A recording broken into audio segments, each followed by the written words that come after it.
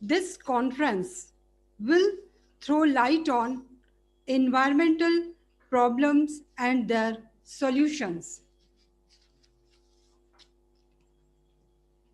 For today's conference, we have two international eminent environmentalists, one from Ethiopia, one from Nepal, and also two renowned botanists from India joining us. Again, I welcome all of you being with us. According to Indian culture, we offer prayer to Goddess Saraswati for blessing. So I would like to request Honorable Principal Sir Dr. Jayant Vijayavargi and Anju Madam, Head of the Botany Department, for lighting a lamp. Please come, Anju Madam and respected Principal Sir, for lighting, and all committee members for lighting a lamp. Please start.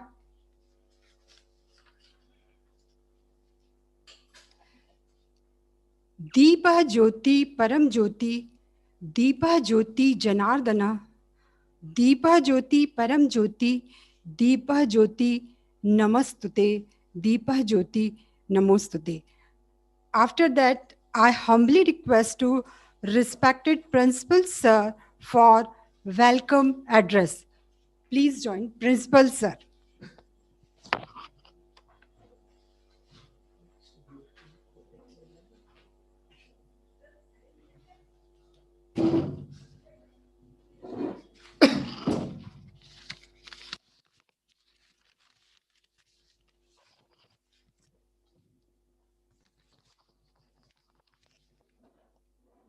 Good morning. It is my privilege to welcome our eminent speakers, Professor D.B. Khadka, Nepal, Dr. Varla Andrew, Nigeria, Dr. Prashant Singh, BHU, Dr. Avdesh Srivastava, Durg, and Dr. Sanjay Bhargav, Kota. We are organizing international e-seminar on strategies for environment and biodiversity conservation. This is again planned by Department of Botany, Government College, Kota. We are moving step by step. Earlier we had a national level seminar on environmental ethics, conservation, and sustainable development. We are now much more experienced, mature, and sound with reference to our understanding of conducting seminars, not only at national level and the international level. We are technically sound also, and we are improving day by day.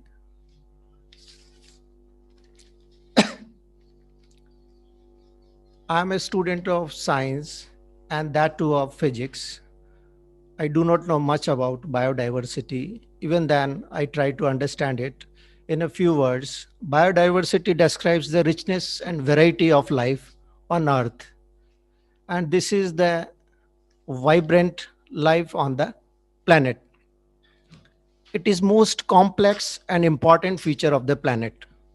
Without biodiversity, life would not sustain. Biodiversity preserve different cultures and spiritual heritage. Therefore, it is very important to conserve biodiversity. In few words, humanity is currently burning the library of life. Therefore, to conserve biodiversity is the need of the hour. Biodiversity boosts ecosystem productivity too. Now, a few words about college. This college is the biggest of the division, Kota division, having 60 plus faculty members and 2,500 plus students. We have got a lush green campus which is in the heart of the city, and that this college has so many feathers in the cap. We have produced so many eminent personalities, not only in the academics but in the all sphere of the life. Thanks to entire botany department, faculty members of the college, Dr. Sanjay Bhargav, Dr. Raghuraj Parivar, keep supporting us, keep doing all these things, and a day will come when we will be the master of all these things, and the conservation is the need of the hour. Thank you so much, organizers, for today's program. Once again, congratulations and welcome to all the eminent keynote speakers. Thank you so much.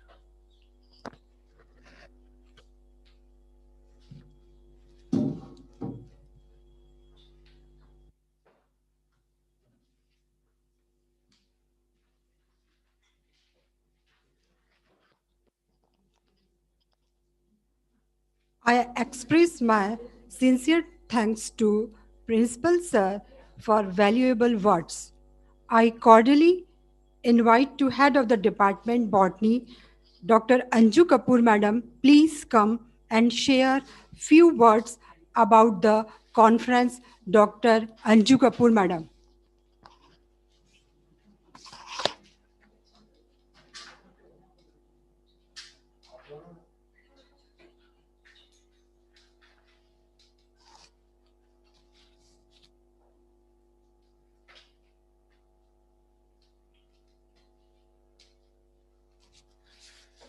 A very good morning to all the dignitaries present here today.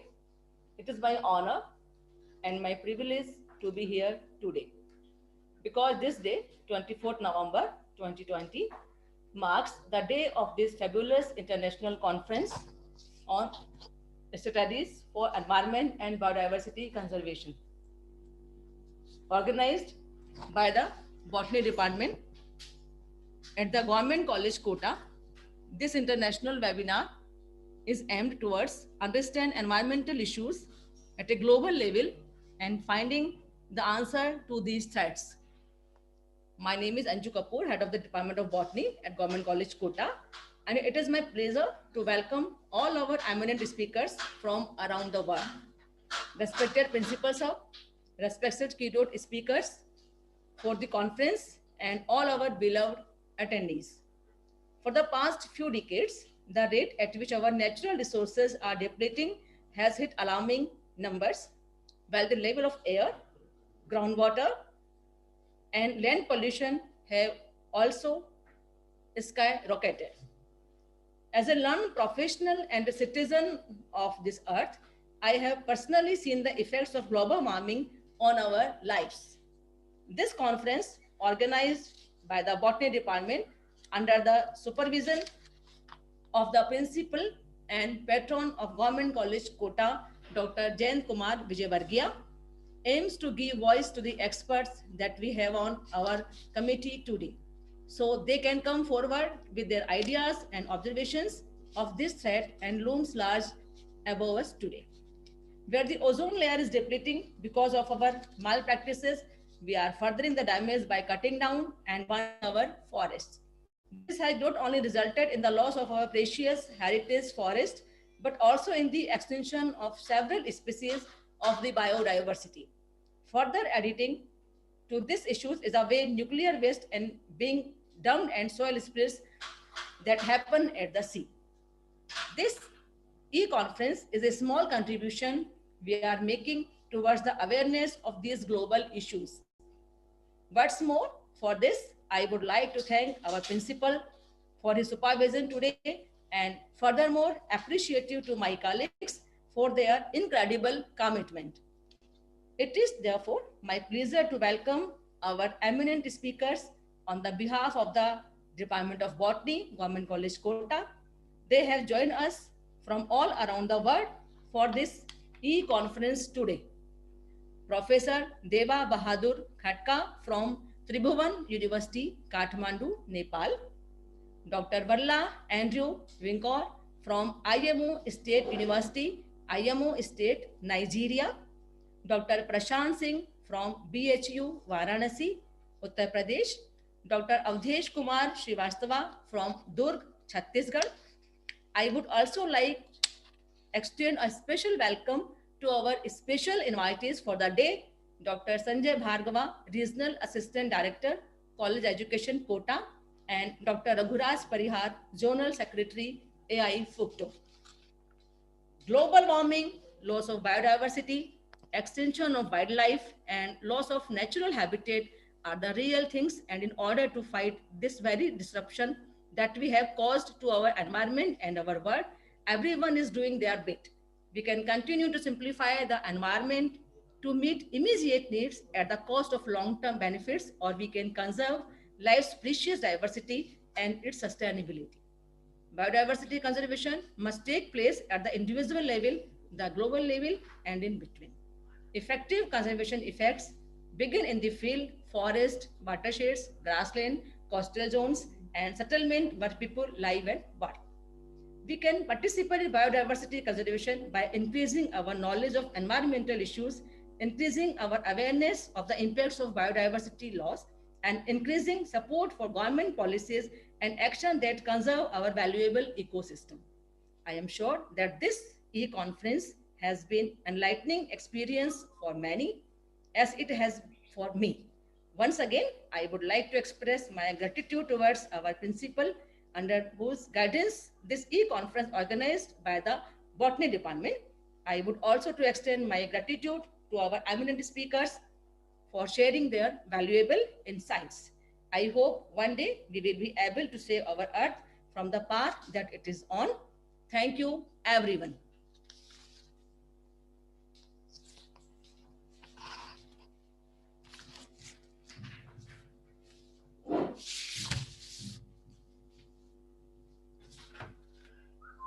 Thanks, Dr. Anju Kapoor, for briefing about the International E-Seminar. I, Dr. Vandana Sharma, Associate Professor, Government College Kota, welcome all distinguished guests, participants, faculty members, students in this International E-Seminar.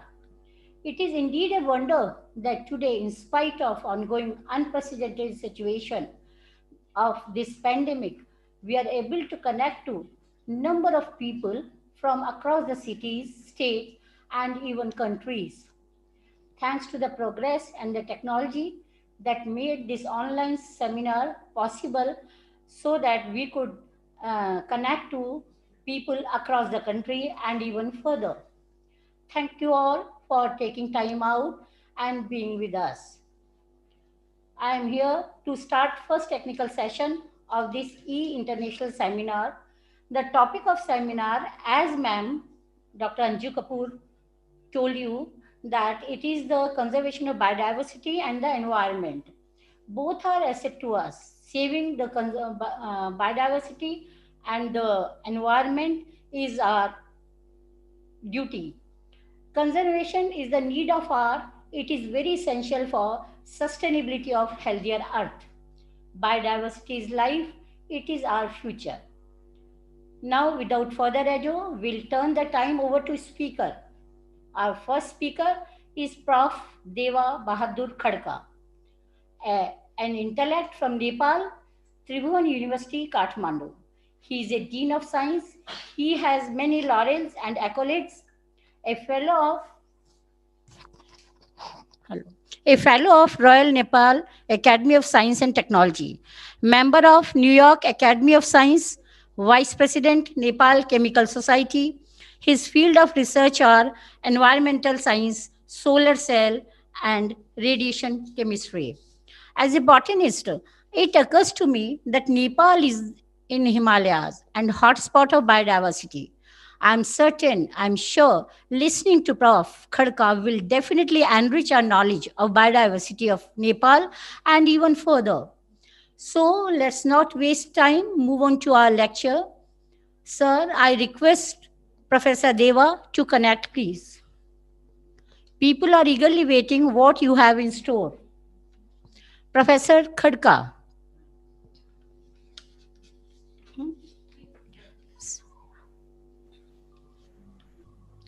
Shortly, Professor Khadka will be with us. with his valuable views.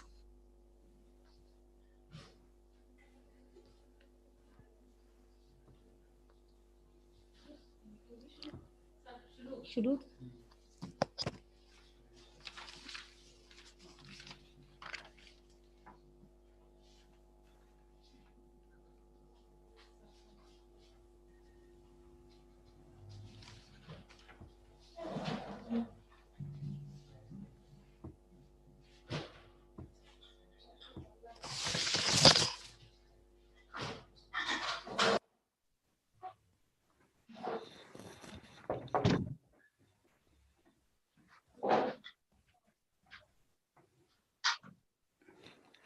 share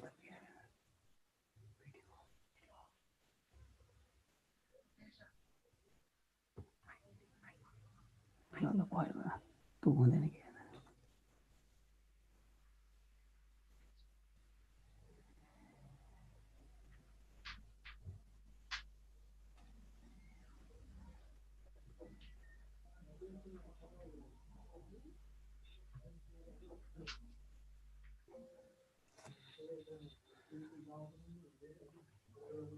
Dear chairpersons, ladies and gentlemen, I am going to speak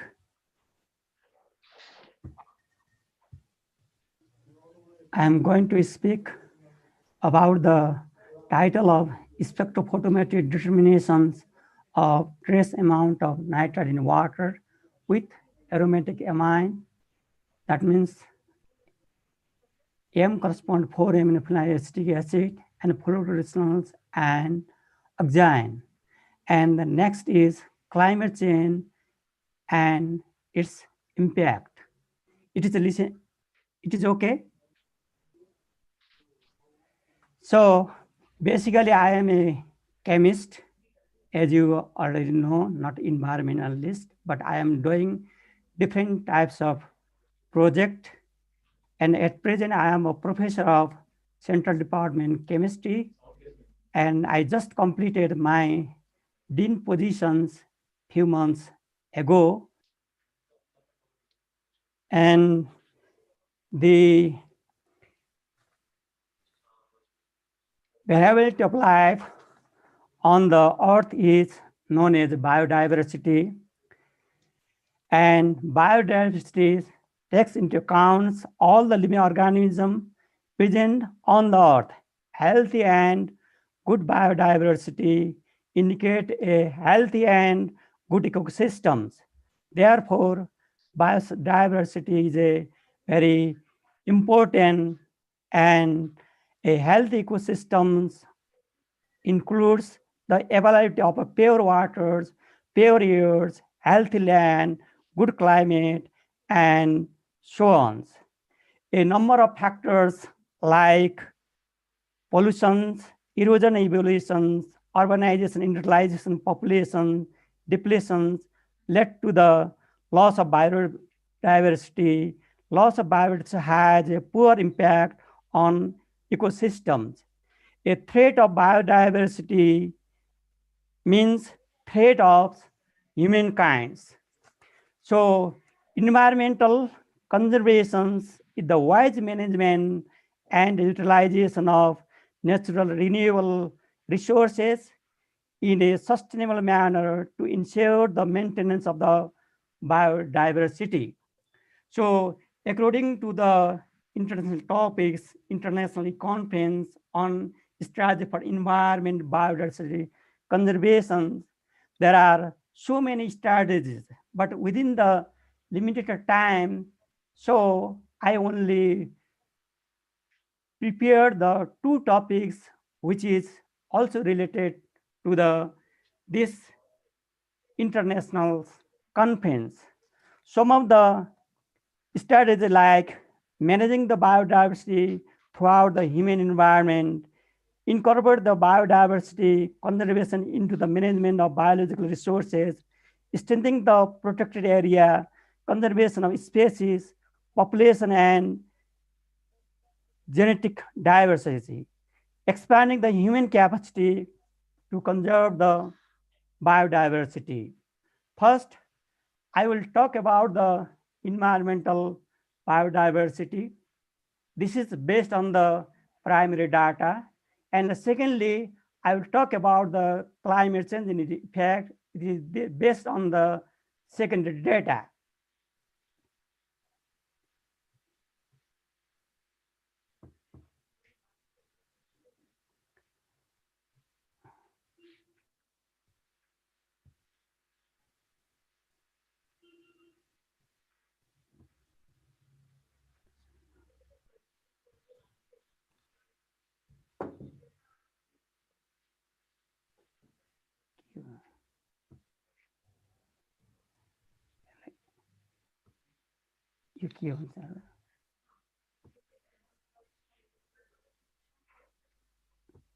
Okay. So this is my abstract.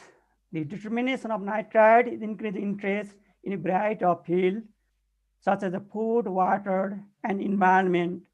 The nitrites and participate in the several environmental, and the toxicity of nitrite is primarily due to the fact that it can react with secondary or tertiary amine present in the human body to form a nitrous amine, which is known to be carcinogens and mutagenic. Trace amount of nitrite in drinking water may lead to the methemoglobinemia, and with a long-term exposure is a possible cancer risk. It is well known that the nitrite ion is an important intermediate in the biological nitrogen cycle and is present in soil and surface water. Nitrite formed during the biodegradation of nitrate, and ammoniacal nitrogen or nitrogenous organic matter is an important indicator of pollution of natural water. A simple, selective, and sensitive spectrophotometric method is described for the determination of trace amount of nitrite in water. This method is basically on diazocoupling reactions where 4-aminophenyl acetic acid is treated with nitrite under the acidic conditions to form a diazonium ion, which subsequently coupled with the fluoroglycinol to form a stable yellow-colored azo dye. The form azo dye has been absorption maxima at 420 nanometer. The system of a Lambert-Bosch law over this range and the correlation coefficient molar absorption central stability of the measure method were found like this.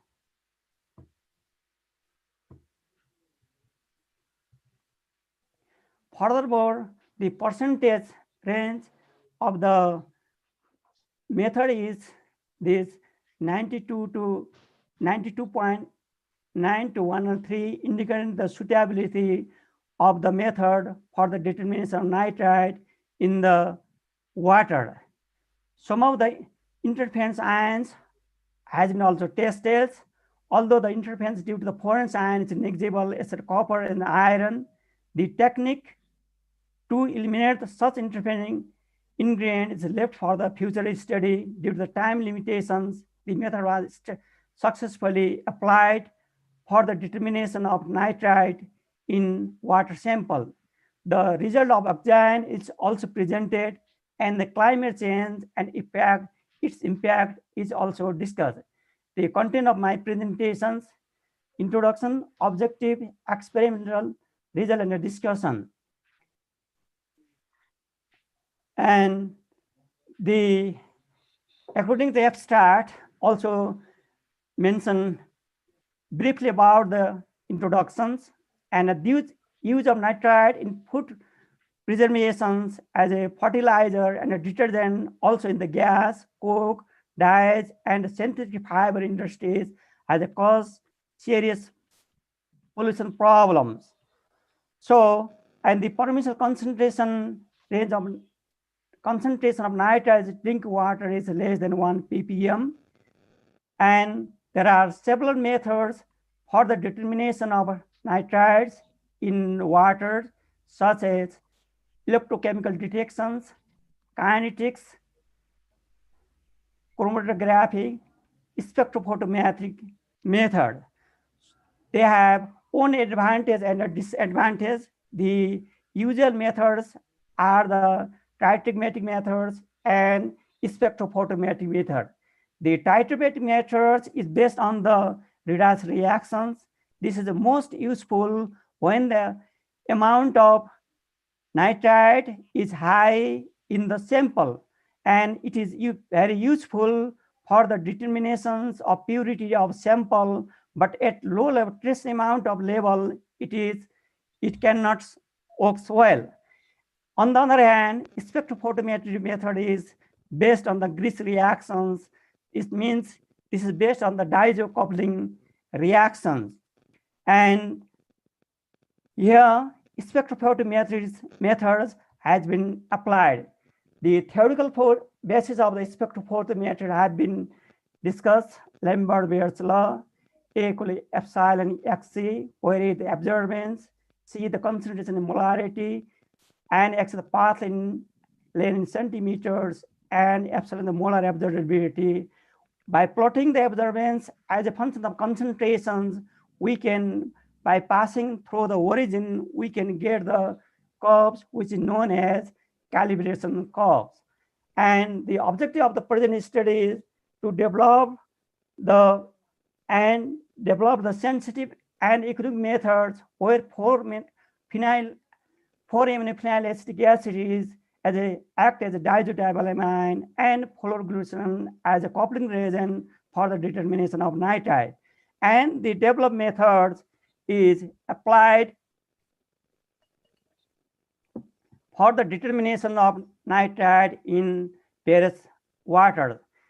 Solutions and different types of reagents has been prepared, and different amount of nitrite solutions is transferred in a 25 volumetric flask, and then the aromatic amine 4-amino phenylacetic acid was added and keep aside for 15 minutes, and 2 ml of fluoroglycerin was added and shake well, and then absorption of resulting yellow colored dyes was measured at 420 nanometers.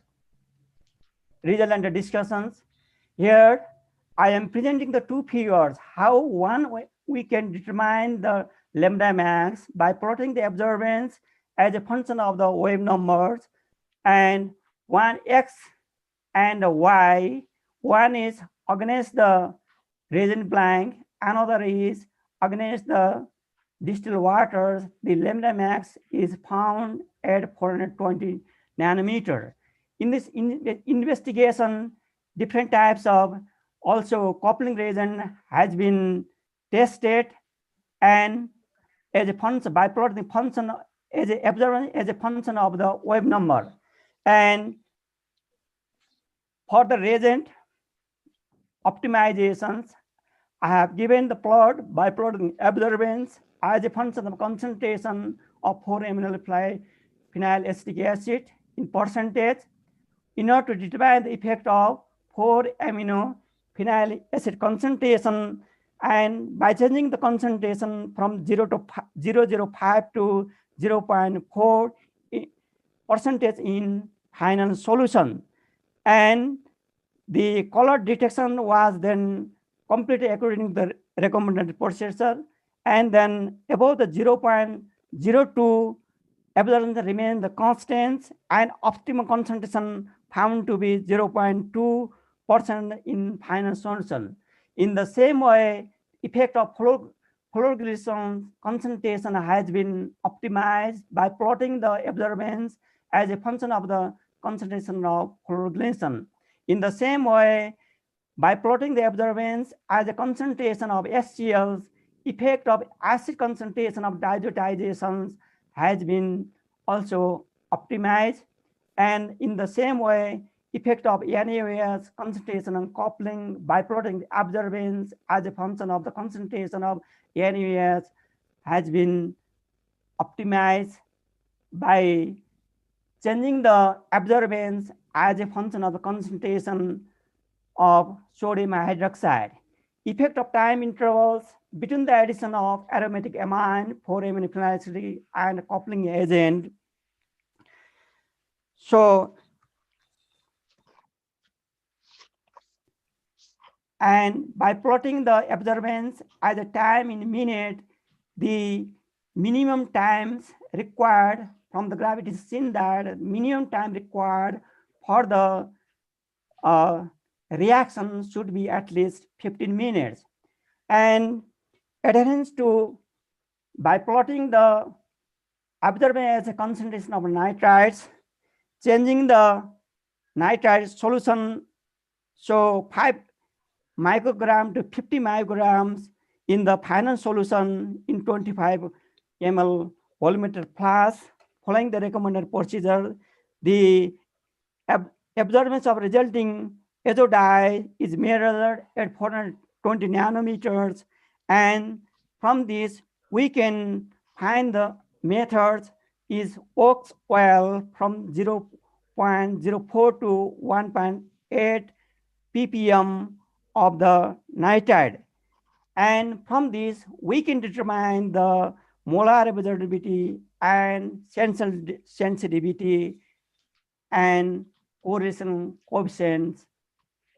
And the same way, when the coupling reagent is taken as a oxygen, by plotting the absorbance and concentration of nitride, similar types of parameters also can be determined. And these are recommended procedures in the environment sample like waters, 15 to 20 ml of water sample in 25 ml volumetric flask, and then add 2 ml of 0.25% of 4-amino phenylacetic acid, sequel about 15 minutes. After 15 minutes, add the 2 ml of 0.2 fluoroglycerinols and sequel 1 minute, then yellow color azo dye is obtained. And the accuracy of and the precision of the present methods have been also tested under the optimized conditions. The accuracy and the precision of the proposed method was checked by performing the 3 replicate determination of nitride by taking the 4 to 20 microgram nitride in the final solution of 25 ml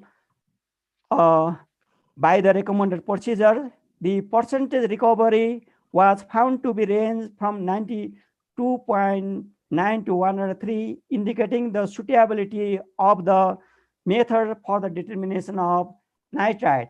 In the similar way, the accuracy of and precision of the method also tested for the oxygen in the similar fashion by taking the nitride 1 to 15 and with the same parameters. Also, the analysis of water sample has been done by taking the 20 ml of water sample and then the water sources like pond, well, and different locations of Kathmandu, and then we are getting the like this amount of nitrites, and these are the some water samples taken in Kathmandu Valley in different locations, and by the recommended developed methods, and then we can see some are above the permissible region like in the well and like this and this, and it means this types of study is very important, and which levels of nitrite is useful for drinkable. And this is the Google Maps of the Kathmandu valleys where the sample was taken, and the reaction mechanism of the 4-amino first 4 that means the diazotriazole amines and the fluoroglycerins as a coupling reagents. That means diazotriazole amine react with nitride in acidic medium to form of the diazonium ion, and this diazonium ion subsequent couples with the fluoroglycanols, as you see in the presence of alkaline medium, to form the yellow colored azo dye. And this is the next mechanism by using the coupling reagent as a oxime. And this is the orange colored azo dye will be formed.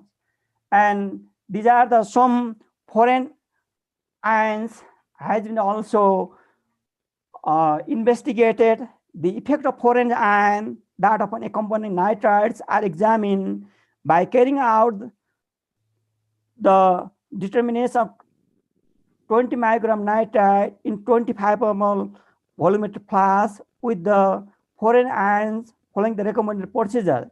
It is apparent that interference due to the most of the foreign ions negligibly small, and the method seems to be selective for the determination of nitrite, but copper and ferrous ion interfere seriously, while the magnesium ion and phosphate ion interfere by causing the turbidity of the solutions. So this is similarly also tested by taking the oxime as a coupling reagents, and this is the comparisons of the present developed method with the reported results. And as you can see here, the by 4-aminophenyl acetic acid and fluoroglycanols, and with lambda max molar observability and with this range, and with 4-aminophenyl acetic acid oxime and with lambda max 480 with this molar observability and with this range. So next one, I'm going to discuss about the climate change and its impact. So from the first ones, as I already mentioned, that is based on the primary data, and that is very useful. So in order to management the biodiversity or to reduce the pollutions in the waters, also in soil samples. So if you know the fundamental aspect, and then based on, we can also, by this developed method, we can also apply it and determine the what amount of nitrites as a pollutions or not. And by having these types of idea, we can manage our biodiversity and good ecosystems, and then healthy environment for the human being, for the plants, for the earth. So we can save the earth. Also, we can clean our environment. This is the one of the way of the basic and fundamental and applied research.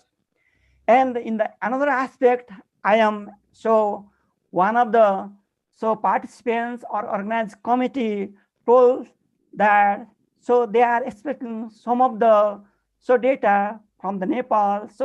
But I am not experimentalist about the climate change, but I have taken some of the data for the presentations in this e-conference with the limited times.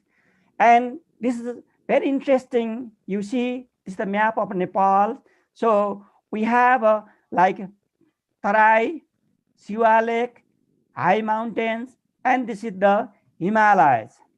And then this is the height, and this is the percentage, and this is the height, and this is the percentage.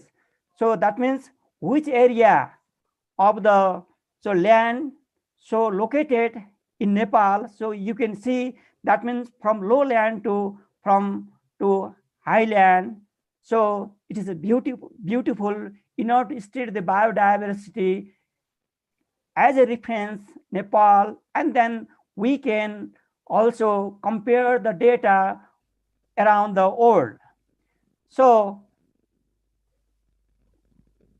the weather, climate and climate change, there are two types of definitions. So that means how the variability of property and the persist for an extended period, type decades or longer. Climate change may be due to the natural internal process or external focusing, or to persistent anthropogenic change in the composition of the atmosphere or in the land use. By this is the intergovernmental panel or climate change. And another definition is change of climate, which is attributed directly or indirectly human activity that alter the composition of the global atmosphere, and which is addition to natural climate variable observed comparable time period. This United Nations Framework Conservation Climate Change Information. So it means by the human activity, so different parameter will be affected. So in order to control by definitions, we have to control our human activity, and that is also used only for useful purposes, not for destructions. And then our humankind will be safe and our earth will be safe. So in such a way, if we use in the reduce, reuse, and recycle, and then we can save the earth. And Nepal is one of the vulnerable country in terms of climate change, fourth vulnerable country in terms of climate change. Third is in terms of water in the disaster. Nepal has annual mean temperatures has increased by 0.06 centigrade between the 97 to 2000, and the increase are more pronounced at high altitude. In winter, Nepal's mean annual temperature may rise by 1.5 degrees Celsius by 2030, 2.8 degrees Celsius by 2060, and by 4.7 degrees Celsius by 2090. Nepal country voluntary study teams abbreviated as NCBT in 2009. These are some secondary data. Also, the temperature, also by organizations for economic cooperation and development, the temperature, average temperature 1.2 degrees centigrade by 2030, 1.7 by 2050, and 3 degrees centigrade by 2100. And both studies show higher the temperature increment winter compared to the monsoon seasons, higher increment of temperature in the western and the central Nepal compared to the eastern Nepal and by the 2030, 2060, and 2090, according to the NCBT.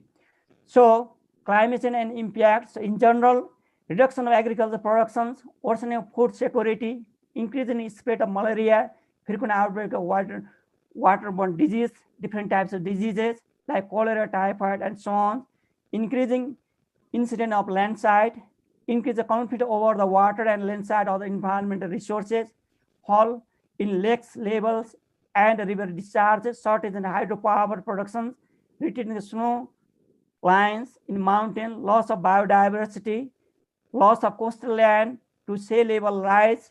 In Nepal, important, this is the not only Nepal, around the world, these types of impacts may happen. In Nepal, impact of agriculture, health, water resources, irrigations, recreation, hydropower sector, forests, biodiversity, snow glaciers, melting fracture, and urban areas. And this is one of the example. So trend about the all temperature trend, how changes from 1975 to 2060, that means about 1.8 degrees centigrade has been changed. And this is not only Nepal, around the world. So that means 1852, so 1990 also predicted for 2100. Also similarly, so in Nepal, so rainfall also show the slightly increasing trends from 1971 to 2006. Also, increase in number of heavy rainfalls events.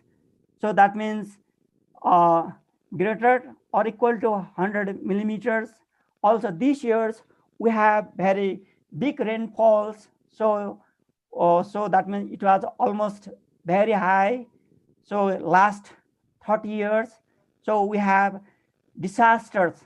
So in different locations of Nepal, and this is the Imja Lake. As you see, it is started from 1953 and it is increasing. So from in 1975 area is increasing, as you see. So the area, this is the in 99, so a lot of increase now. So that means these types of lakes. So we have big problems in the Himalaya regions. So these are the some of the example. So that is shown in the some parts of Nepal, also in India and other parts. So in August 2010, eastern embankment of the Kosi, so riverside. So that means that's then resulting. That means there was a problems. So several people, like 1 lakh people homeless, Nepal, and millions in Bihar, about 60,000 inhabitants in Sunsari districts have been evacuated in Nepal. In May 2012, Seti River floods, so that means in also Nepal, killed 72 people, destroyed 2 villages due to glacial lake of outburst floods, everywhere GLOP in Andhra Pradesh regions. In June 17, 2013, there was massive rainfall in catchment of Mahakali River in Nepal that was swept away much of the Darchula and killed at least 3 people and had swept away dozens of houses, including major government offices, rendering over the 100 families displaced. It is estimated that millions of dollars property and infrastructure like this you see. Also, the intense rainfalls and some like this intense rainfalls, some droughts and cyclones and typhoons like in Bangladesh, in Nepal, in different dates. Also in India, like Orissa in India, 2000, 2002, and this is old data. So increasing in terms of cyclones, Bay of Bengal, also in Magma. So that was happens. And also like drop hits in Karnataka, hit up in northern India, also in Delhi, also Nilam cyclones. So that means floods also in hazard in Egypt, also flash floods in Burundi. So that means there are some parameters, climate change impacts like temperatures, sea level rise, and precipitations. Due to these parameters contribute impact on the climate change. So that means in the health, weather related mortality, infectious diseases as quality and respiratory illness. So in the agriculture, crop yields, irrigation demands, in the forest, so also in the water resources, water supply, water quality, competition for waters or coastal areas, also species, different types of loss of different types of species. So also this is the for livestock productions. So by rising temperatures, so this is indicated here. So by the reference, so life production is highly sensitive to climate change. Increased heat stress is another pathway affecting the livestock production. The increased heat alter the exchange between the animal and environment, affecting feed intake and metabolisms. By this, I have taken this ones. And such stress will affect the growth and the productivity of animals, but effect vary from species to species.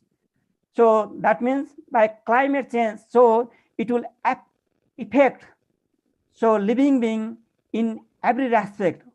So for like so food productions, air quality, as you see, that means the uh, food production. So that means different variety of field it will affect. That means when it will hinder the our so human being, that means our humankind will be disturbed, also biodiversity also disturbs, and then we are out of orders. So our system will be collapse day by day.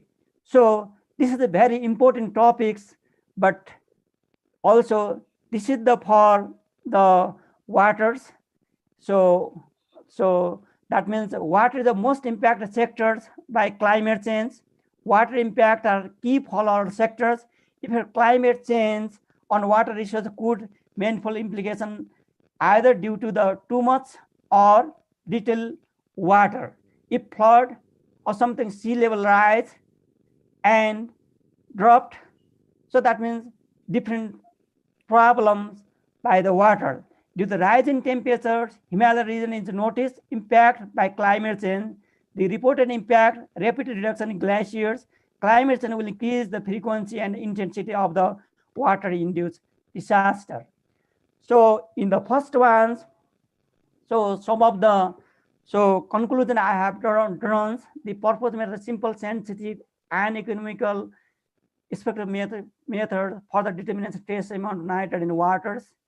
And Lambert-Beard's law is over the range 0.04 to 1.8 micron per ml of nitrates. Percentage recovery was found to range from 92.9 to 103, indicated the of the methods. Correlation coefficient, molar acidity, and sensitivity of the method was found with these figures. In the same way, when we are using the oxygen as a coupling reagent, and this is the range. So with this range, it is applicable, and this is the percentage recovery and parameter correlation coefficient and molarity sensitivities were found. And also, the present method doesn't require the strict control of pH, temperature, heat treatment. It neither involves extraction nor the demand. Sophisticated, the method is found to be suitable for the determination of nitrate in various water samples. Also, some of the reagent has been also tested for the determinations of soils samples in the for nitrites, but here I am only taking only water samples. So this is the map. This is the Nepal's. So we are the Niors. So this is the more detailed maps, and this is the Mount Everest, which is known as Sagarmatha, head of the sky. And this is the my departments, Central Department of Chemistry, Tiruvana University, some of the staffs. So acknowledgements. So I would like to thank some of my colleagues, and that means my students like Kedar Paudel, Anjita Dwadi, Prakash Bhandari, and some of my colleagues, Professor Dr. Kedar Ghimire, Professor Dr. Meghraj Pokhrel, and the research support from the National, that means Nepal Academy of Science and Technology, University Grant Commission, Sanity Bhaktapur, providing grant, all the member of Department Chemistry, Tiruvana University, Kirtipur. And for the secondary data, I have taken some of the references with this our scientists and some of the publications, and these are some of the references of the purpose research. Thank you for your attention.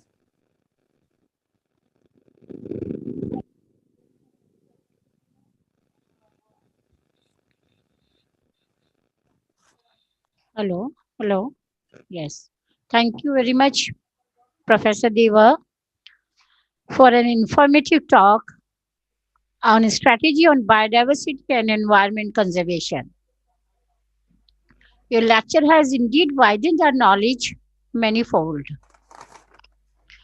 Professor Deva, in his lecture, he said the biodiversity conservation is very important for good ecosystem. He said nitrate determination is essential. He described many methods of nitrate determination through his slides, and in his lecture he said how can environmental be protected by monitoring element concentration in environment, and by various methods he said by chemical analytical method he suggested to make environmental pollution free, pollution free. Thank you, Professor Deva. Now we'll turn the time over to our next speaker,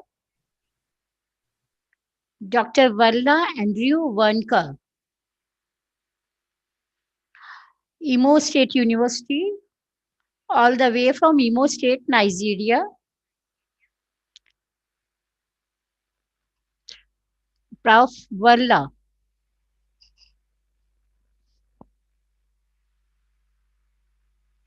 Yes, sir. Is it audible, sir?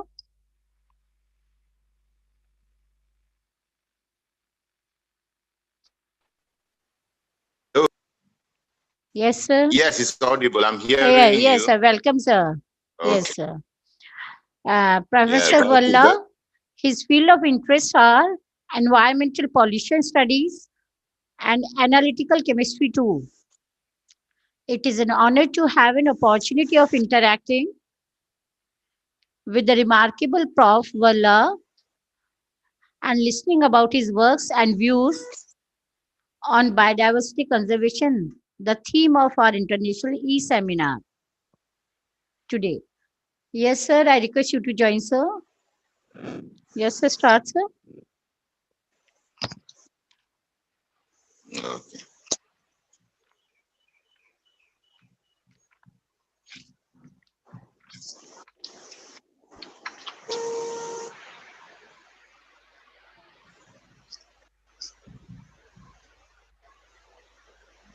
Hello.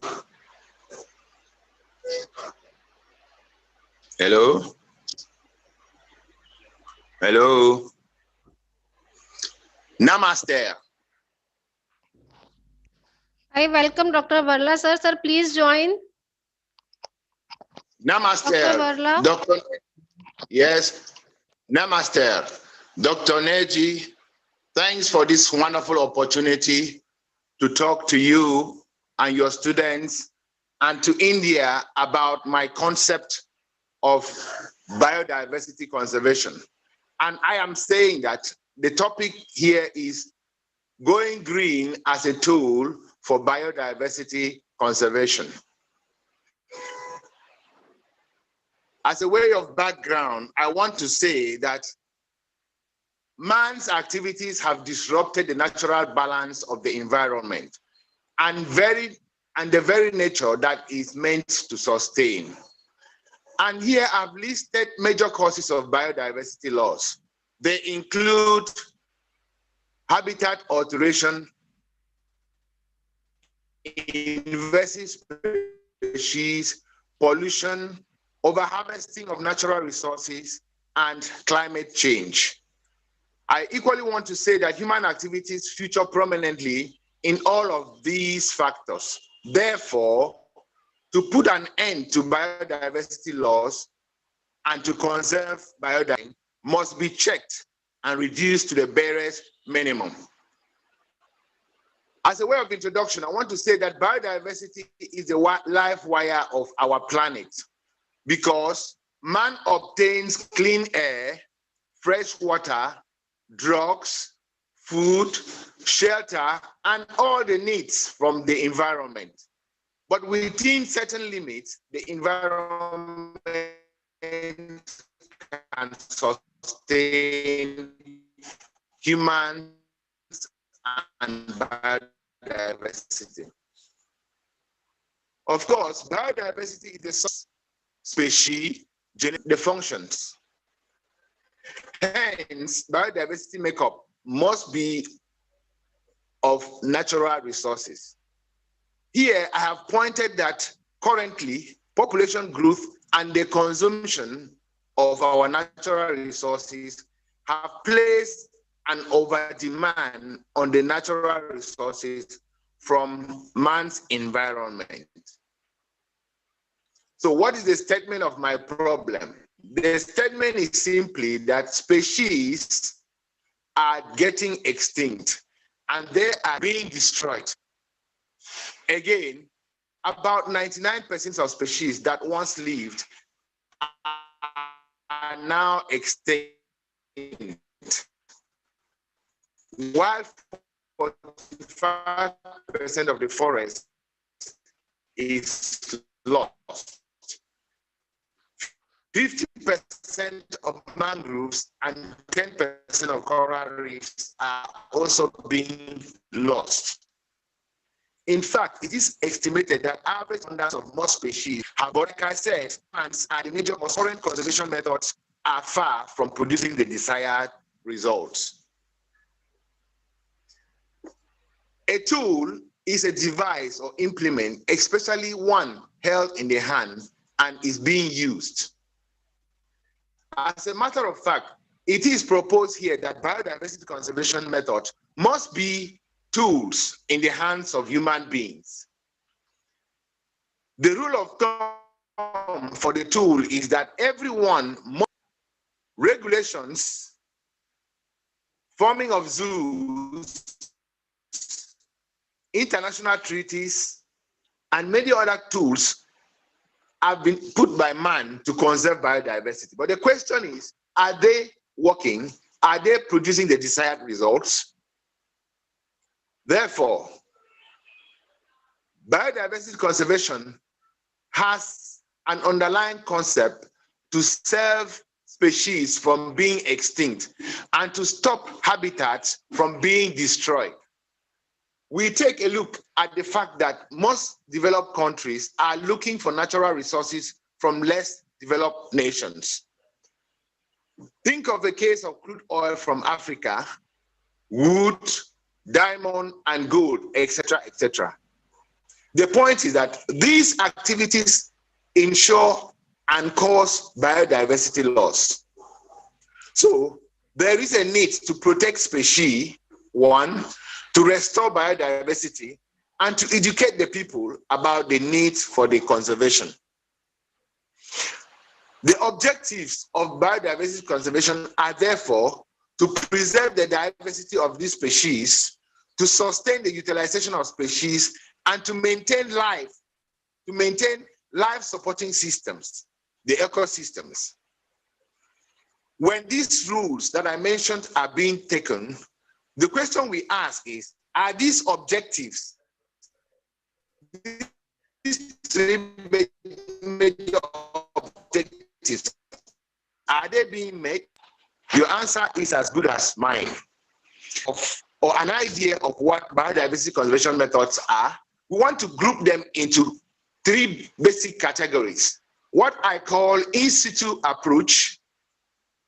That means biodiversity is conserved at that natural environment. This method is cost effective, it is convenient, and can simultaneously conserve many species at a time. Then there is the second approach, which is the ex situ approach.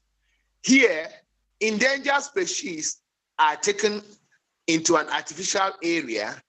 They are artificially made to grow. In other words, the animal is kept in captivity, or the species is kept in captivity. And the single advantage of this method is that there could be genetic techniques or genetic manipulation of these species to suit in their environment. Then the third method of conservation is what I call the community-based conservation. In this conservation, and by so doing, they are part of the success story of conservation. My proposed solution to the problem of conservation is going green.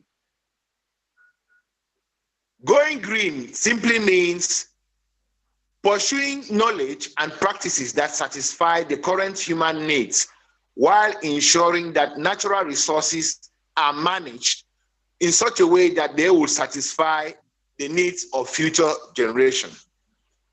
Of course, what I'm saying here is that if humans turn to nature and begin to live sustainably, the environment can be taken care of, and then biodiversity can be conserved and even restored.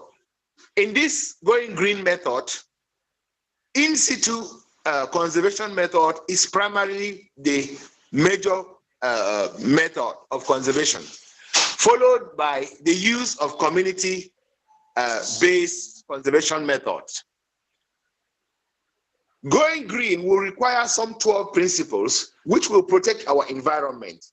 And when you go green on every aspect of your life, there is a green evaluator, which is just another instrument which will tell you how green is your process, how green is your activity, how green is your behavior to the environment. And when we go green, we can obtain knowledge, what I call green knowledge.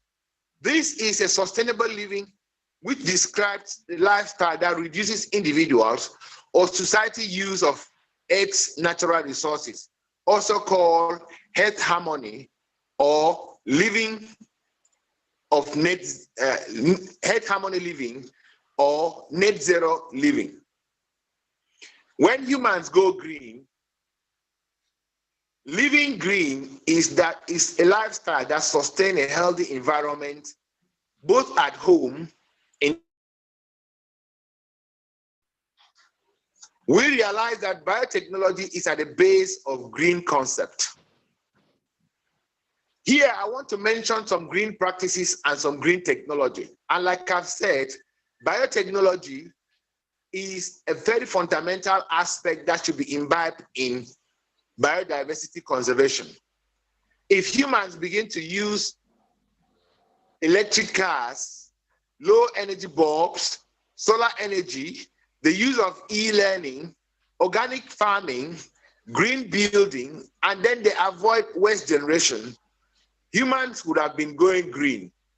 Green technology is an umbrella term describing the use of science and technology to create environmentally friendly products and to repair damage done to the environment.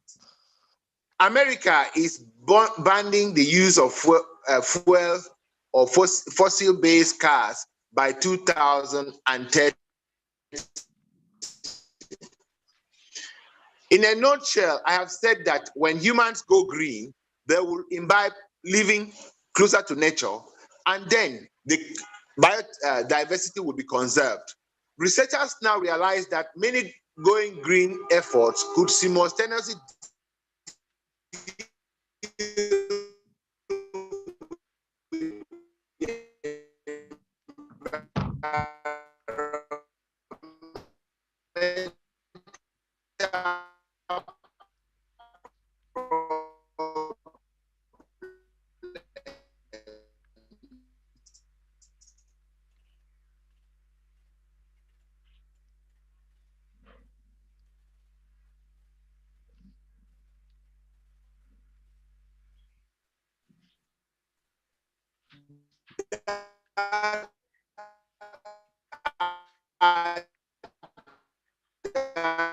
directly linked to biodiversity. Currently, realize that many going green efforts could simultaneously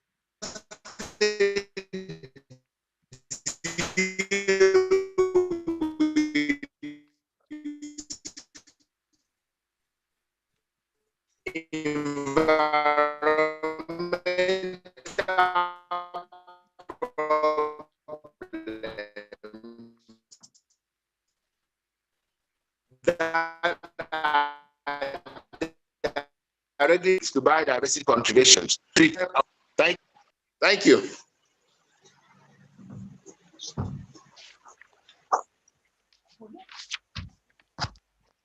Thank you, Professor Vankar. It was an absolute enriching experience to listen to you and your views on biodiversity. Professor Valla said biodiversity conservation is very necessary and it should be done to save species from being extinct. And and to educate people for biodiversity conservation is also very necessary. He suggested many methods like in situ conservation and to conserve the biodiversity. Your lecture on going green has triggered us to pursue knowledge and practices which can lead more environment friendly and ecological responsible decisions. Thank you, Professor Valla. This all such was the grasp of your lecture, sir, that even sitting thousands of miles and oceans away from Nigeria, it took us to lush and diverse forest of the gifted continent of Africa. Thank you, sir. Now, I invite our special invitee, Dr. Sanjay Bhargav, sir. Now we'll be having Dr. Sanjay Bhargav, sir, Regional Assistant Director, College Education, Jaipur, Rajasthan, India. To say a few words about seminar, Dr. Bhargav has been supportive and encouraging in organizing any of the event of the college. A man of few, his dynamic and level-headed personality aptly works as the calm in chaos. His words of wisdom are a boon to everyone which are close to him. Sir, please join us. Am I audible? Yes, sir. Very much. Okay, thank you. Present in the International E-Conference being organized by the Department of Botany, Government College Kota, respected Principal Dr. Jayant Kumar Vijayvargiya, eminent speakers of the day, Professor Deba Bahadur, Dr. Varla Andrew, Dr. Prashant Singh, Dr. Avdesh Kumar Srivastav, Dr. Anju Kapoor, convener and head of the Department Botany, Dr. Raghuraj Parihar, Zonal Secretary IFUCTO, Dr. Nirja Srivastav, coordinator of the event, members of the organizing team, and the participants of the conference. We had two very high order of technical lectures from the people and experts sitting abroad. Me, as a student of physics, just understands the small broad view about environment and biodiversity conservation. For me, environment and biodiversity conservation forms a very relevant and important topic of deliberation. We only have one planet on which we live, the planet which is full of resources, some renewable and some non-renewable. But unfortunately, we have an ever-growing population which poses a huge threat to all these resources. It is therefore unclear what future generations will find and what life will be there for them if we exploit all the current resources. To address this issue and to ensure that we leave some resources for the future, environmental conservation comes into play. Environmental conservation is a practice of humans saving the environment from the loss of species and the destruction of ecosystem, primarily due to pollution and human activities. Conservation is important in saving and helping both animals and trees, as we are all dependent on one another for survival. Environmental conservation is an umbrella term that defines anything we do to protect our planet and conserve its natural resources so that every living thing can have an improved quality of life. Environmental conservation is the protection, preservation, management, or restoration of natural environments and the ecological communities that inhabit them. Conservation is generally held to include the management of human use of natural resources for current public benefit and sustainable social and economic utilization. The second term for me, biodiversity, refers to the variety of plants and animals found on Earth. It measures the variations at ecosystem, species, and genetic level. Biodiversity conservation means protection, conservation, and management of biodiversity in order to obtain sustainable benefits for future generations. Biodiversity conservation is important because it provides certain services and resources which are essential for the life on Earth. Biodiversity conservation can have three main objectives: to preserve the diversity of species, sustainable utilization of species and ecosystem, to maintain life supporting systems and essential ecological processes. It can be conserved by preventing the cutting of trees, putting a ban on hunting of animals, efficient utilization of natural resources. Protected areas should be developed for animals where no human activities are permissible. Biodiversity refers to the variability of life on Earth. It is normally conserved by the two different methods, one in situ conservation and another ex situ conservation. In situ conservation of biodiversity is the conservation of species within their natural habitat. It is in this method the natural ecosystem is maintained and protected. The important advantages of in situ conservation can be: it is a cost-effective and a convenient method of conserving biodiversity. A large number of living organisms can be conserved simultaneously.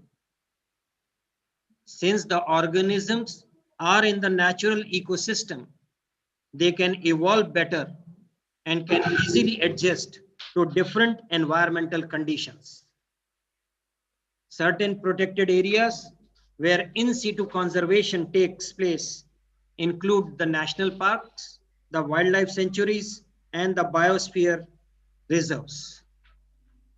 In the second method, that is in ex situ conservation of biodiversity, it involves the breeding and maintenance of endangered species in artificial ecosystems, such as zoos, nurseries, botanical gardens, gene banks, etc.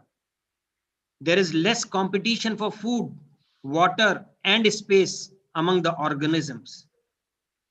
The advantages can be counted as: the animals are provided with a longer time and breeding activity.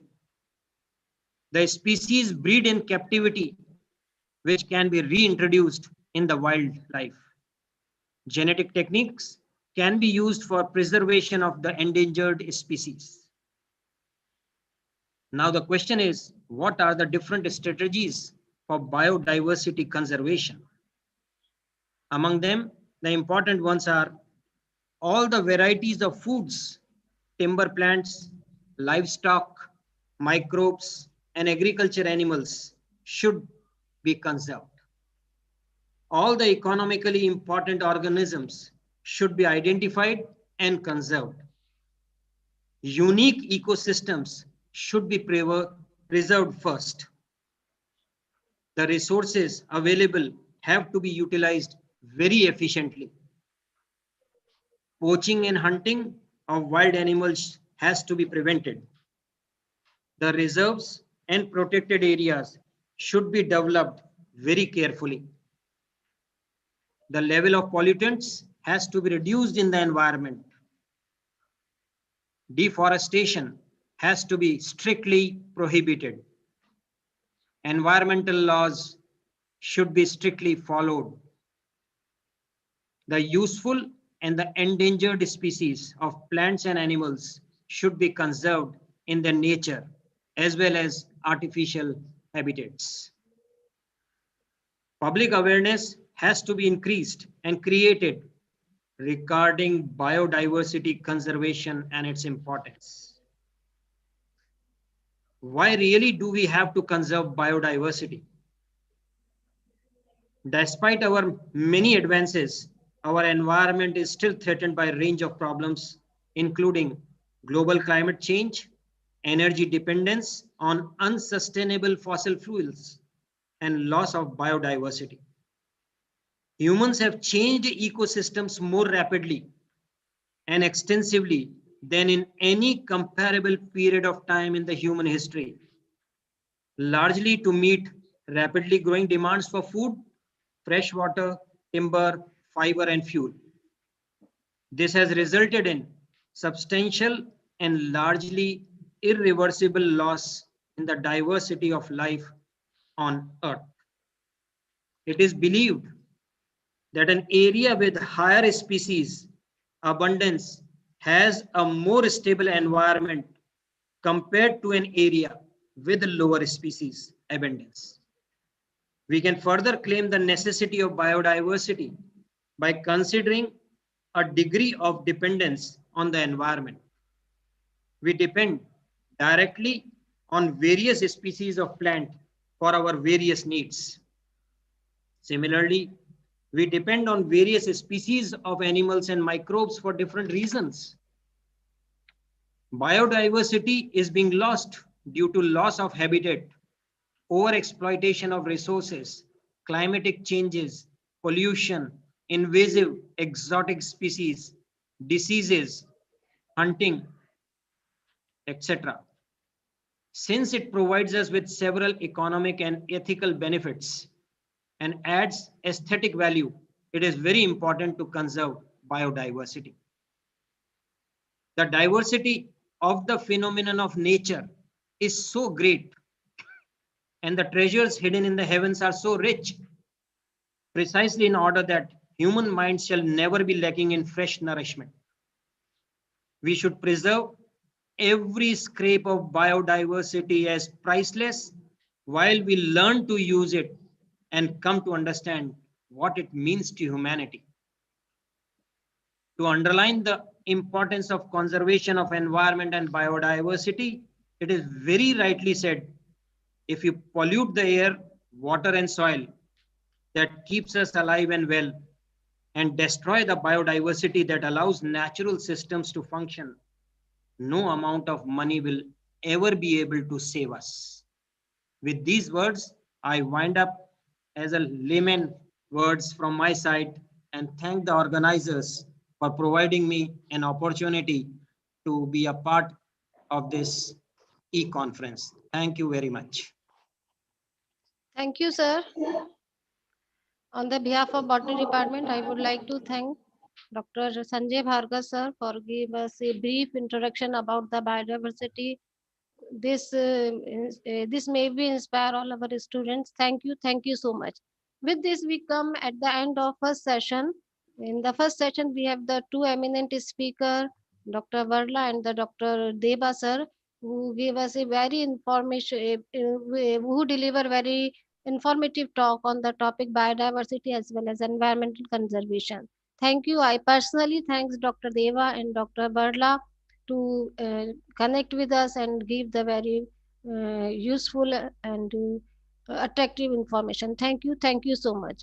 At this point, I would also like to thank Professor Deepak Sharma, sir, President of Indian Science Congress Association, who is always with us. And by this association, we are able to come this webinar. Thank you, Dr. Deepak Sharma, sir, for your constant cooperation and support. Thank you, sir. For the second session, I would like to invite Dr. Sulekha Joshi to conduct second session.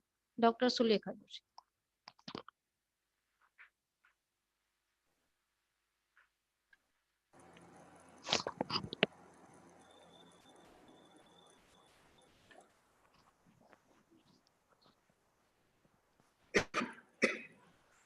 नमस्कार। इस द्वितीय सत्र में हमारे प्रथम speaker doctor Prashant Singh BHU Varanasi से हैं। गंगा के तीर पर रहने वाले यानी डॉक्टर प्रशांत ने अपनी डॉक्टरेट की उपाधि यूके से प्राप्त की है। आप overseas research award UK and NSC post doctoral fellowship award से नवाजे जा चुके हैं। कई राष्ट्रीय व अंतर्राष्ट्रीय जर्नल्स के एडिटर हैं। 30 से ज्यादा राष्ट्रीय व अंतर्राष्ट्रीय जर्नल में आपके शोध पत्र प्रकाशित हो चुके हैं। एरिडियोप्सिस रेजिस्टेंस जीन्स पर आपके 2 पेटेंट हैं। यह आपके शोध कार्य की बहुत बड़ी उपलब्धि है।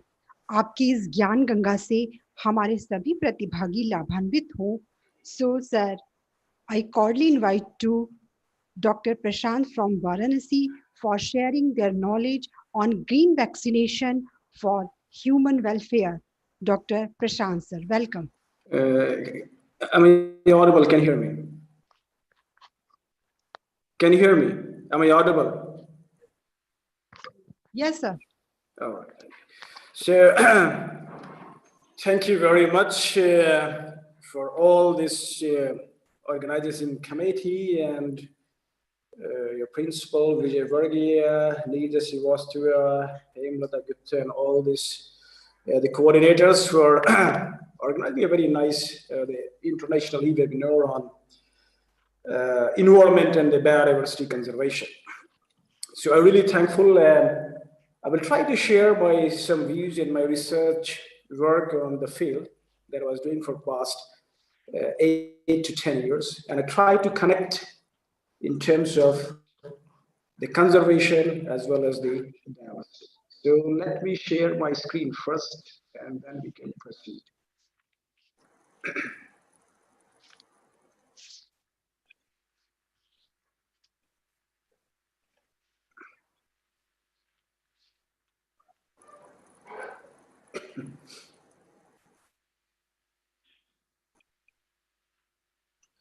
Is the screen is visible? Just let me know once so that I can move forward. Is my screen is visible? Is my screen is visible? Yes, sir, visible. All right. So now we are in the 21st century, and now you can see there is a the word written here is like green vaccination.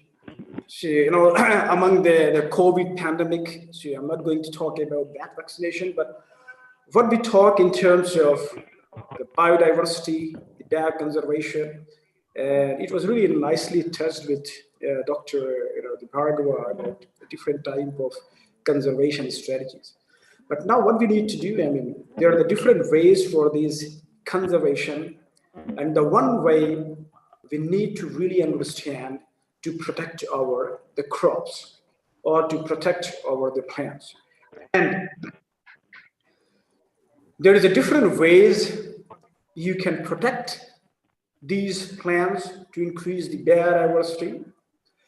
But what I'm going to touch today, a very novel way that you can protect your crop, and that's the reason I have given the name, the Smart Plant Healthcare for Human Welfare. We know there are different SDGs started with the UN long ago, and we have to figure out these SDGs for the biodiversity as well as the bioconservation. You can see here the poverty, the good health, quality education. And out of this SDGs, one of the important SDGs is zero hunger. It means we need to feed billion of people, but it has to be sustainable. That I will touch later on. So this is one of the important goals of SDGs that also include this, the conservation, the biodiversity, that is the zero hunger. That nobody should die because of the poverty and because of non-healthy food. More precisely, if we try to connect here sustainable agriculture or the sustainability. So you can see here, these are the forest health. A lot of people have already touched these, the clean air, the ocean health, the water, the food waste, ethics, and other things. So if we are going to bring all together, and if it is sustainable, then in the real scenario, we are going to protect our environment and we need to increase our biodiversity. And what I'm going to touch today is the global hunger in the case of sustainable agriculture. And nowadays, we talk every day about GFS, that is the global food security.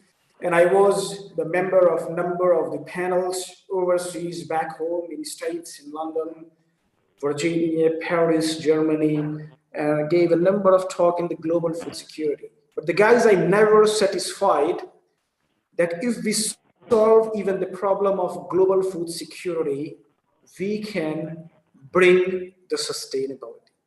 So in my head, if the global food security has to be sustainable, no risk to the environment, and the healthy food for all, then we really solve the global food security.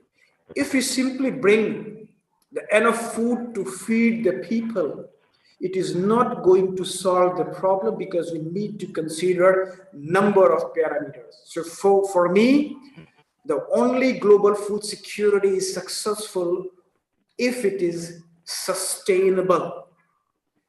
And we really need to understand as a scientist, as a plant immunologist, as a conservationist, what exactly is sustainable. In a very simplified way, when we talk about the conservation, there are the three pillars for the sustainability. First is the environmental health, profit, and economic equity. If we are missing any of these, and even we bring the solution to the global food security, it is not going to work. So imagine you can bring a very nice resistant cultivar and you can bring into the system. Yes, you will increase the productivity, but there is a detrimental impact to the environment, to the soil, and we heard there is a lot of cases of the GMOs. So again, there is a risk to the environmental health. But definitely, it is not going to be sustainable. Second, even if there is no impact to the environment and you can feed the billion of people, and if there is no profit, again, it is not sustainable. So we need to think and we need to bring any innovative tools to think in terms of sustainability. And if we click all these boxes, then it is sustainable, otherwise it's not. You know, in a very simplified manner, I can say that, I mean, it should be safety for the human food, sustain the economic viability, and definitely increase the quality of the farmers. If you bring the very nice variety, there is no impact to the environment, but if you can't change the quality of farmer, again, it is not sustainable and it is not considered as a sustainable conservation. So in my head, as my name Prashant, there are the three P's are important: people, planet, and profit. If we bring any new ideas, any new innovation that we can tick all three boxes: people, it means definitely you can feed the billion of people; planet, there should be no impact to the environmental health; and thirdly, that once you have the profits, if you bring all the three pillars, then it will be sustained.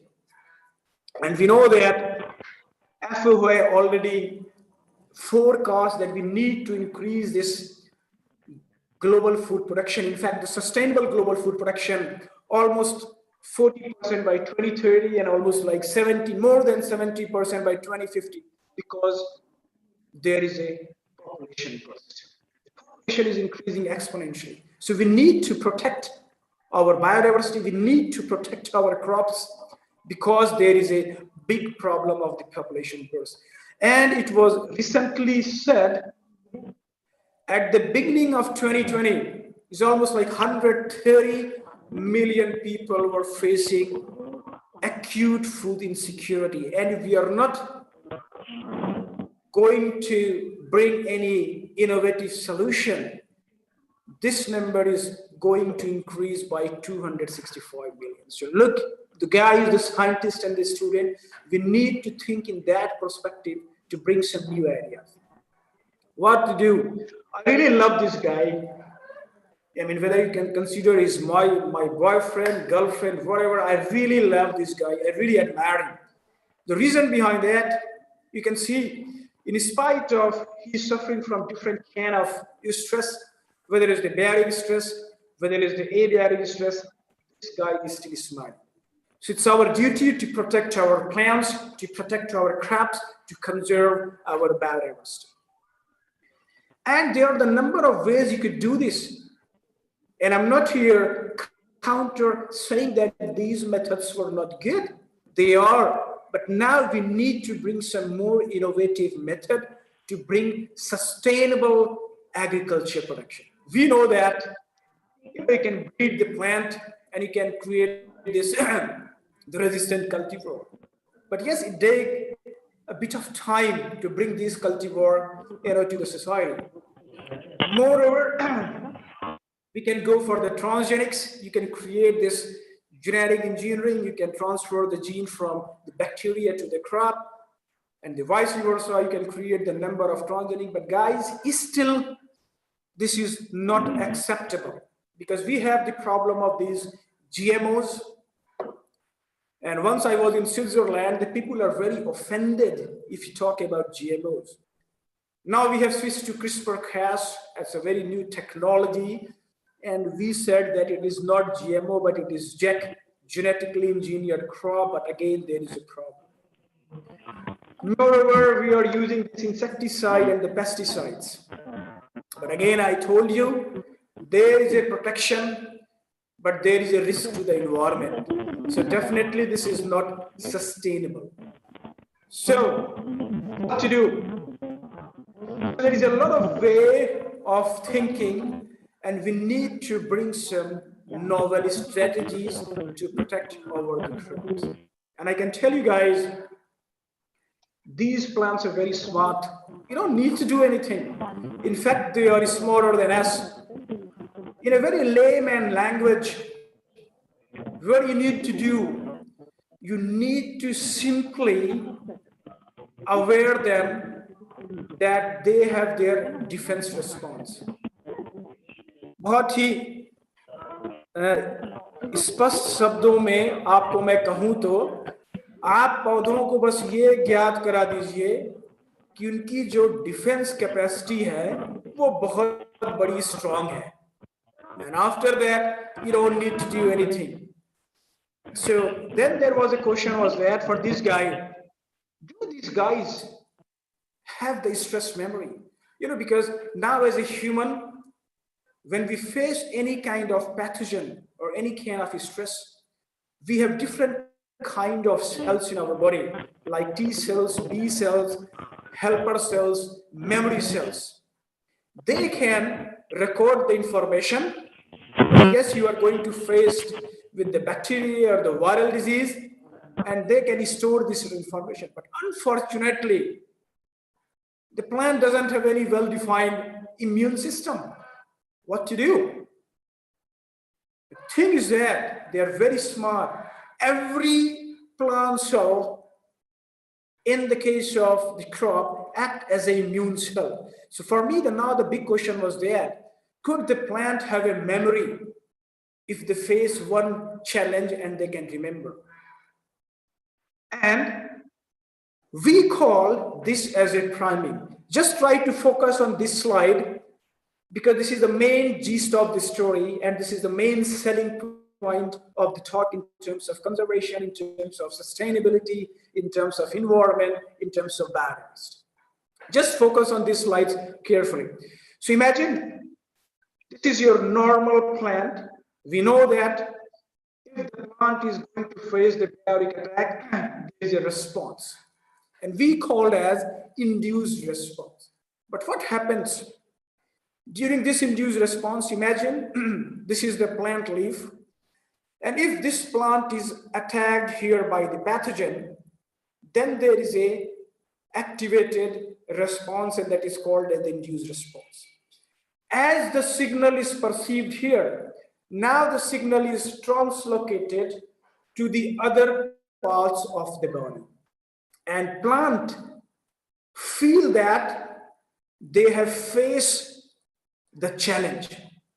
And once they felt it, they are in the alarmed state. They are in the vigilant state. You know, like a very simple example, I always give this analogy. Imagine that in your school, if you think that there could be a visit of your vice chancellor or the principal in your classroom who are very vigilant, and imagine there is one more guy, he doesn't know that there could be a visit of vice chancellor, he should not be in a very active or the vigilant state. So what will happen if the vice chancellor will visit? The guy who was vigilant, he feel that, wow, you know, his desk is clean, he's doing his work, because he knew that there could be a visit of vice chancellor. The other guy, he doesn't know, and then he could be in the problem. But it doesn't mean that there is a big difference in terms of these two guys. The only difference was that the one guy was vigilant because he sensed that. Similarly, in the case of plant, when it is attacked by any pathogen during this induced resistance, they can sense the signal, and once they sense the signal, they can transfer to the different distal part of the body, and this sensitization of stress responsiveness during induced resistance, what we call as the priming. You know, it's just like a vaccination. You know, what is in terms of vaccination? You get antigen of the same pathogen that cause a disease, and then the body itself develops antibodies. And in the case of the plant, what we do, we use the same pathogen to bring the plant into the alarmed state or the activated state. And this activated state is called as the priming. And that is the very important term I try to draw a line. So in the priming, the plant is only in the vigilant state. There is no activated defense response. Because if the plant will activate its defense response most of the time, there is a yield penalty. As a farmer, as an agriculturalist, you don't want a super resistant plant with the reduced yield. But here the beauty is that the plant doesn't increase the defense capacity yet. They are only in the alarmed state because they have faced the first challenge. And what happens? When they face the challenge again, now you can see that there is an increased defense response. It means defense response is boosted. And that's why this priming brings the plant into the alarmed state and increase the defensive capacity. See here, so yes, indeed, the plant, do you remember stress? Now see here, this is the one of the plant, the model plant, Arabidopsis. If this guy is faced any, challenge, you can see that this is, I think you must be knowing these are the defense hormone, the jasmonic acid, and then there is a activated defense response in terms of activation of some gene expression. What happened? Once they are attacked, now the signal is translocated to these distal part of the plant, And what happened here? They are in the activated state, they are in the vigilant state, they are in the alarmed state, but still there is no activated defense response. It means the plant is not retranslocating its photosynthate for the defense response. Once it faced the challenge again, now you can see that then there is a activated defense response. And that's what I said, this phenomenon is very important, because what? We are not using any insecticide, we are not using any pesticide, we are not creating any transgenic, we are simply bringing the plant into the alarmed state or the vigilant, और हिंदी में जिसे कहते हैं आपने हलचल पैदा कर, पौधों में आपने हलचल पैदा कर दी, जिससे कि पौधे को ये पता चले कि भविष्य में वो हो सकता है पैथोजन के द्वारा अटैक किया जा सकता है. And because of this, they can be in the activated state. And now you can clearly see here, so this is the defensive capacity. Once the plant is primed, you can see here, and when they are going to face the attack, there is a huge difference between the non-prime and the prime plants. It means the prime plant can defend themselves extraordinarily. Now the question is that what could be the way that we can do this defense priming? So I gave you an example. You can use the same pathogen, bacteria, virus that cause the diseases.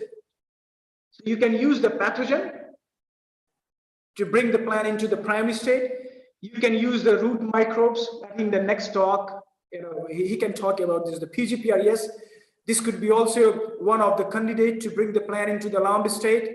You can use the volatiles, you can use the chemicals, elixers that could bring the plant into the alarmed state. And that's why it's very simple. What is that? It is an adaptive part of induced resistance. It means during the induced resistance, the plant has sensed the stimulus, and that's why it is an adaptive part of induced resistance.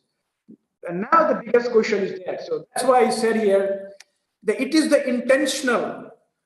We are bringing the plant into the primed state to protect the crop or to conserve our the diversity.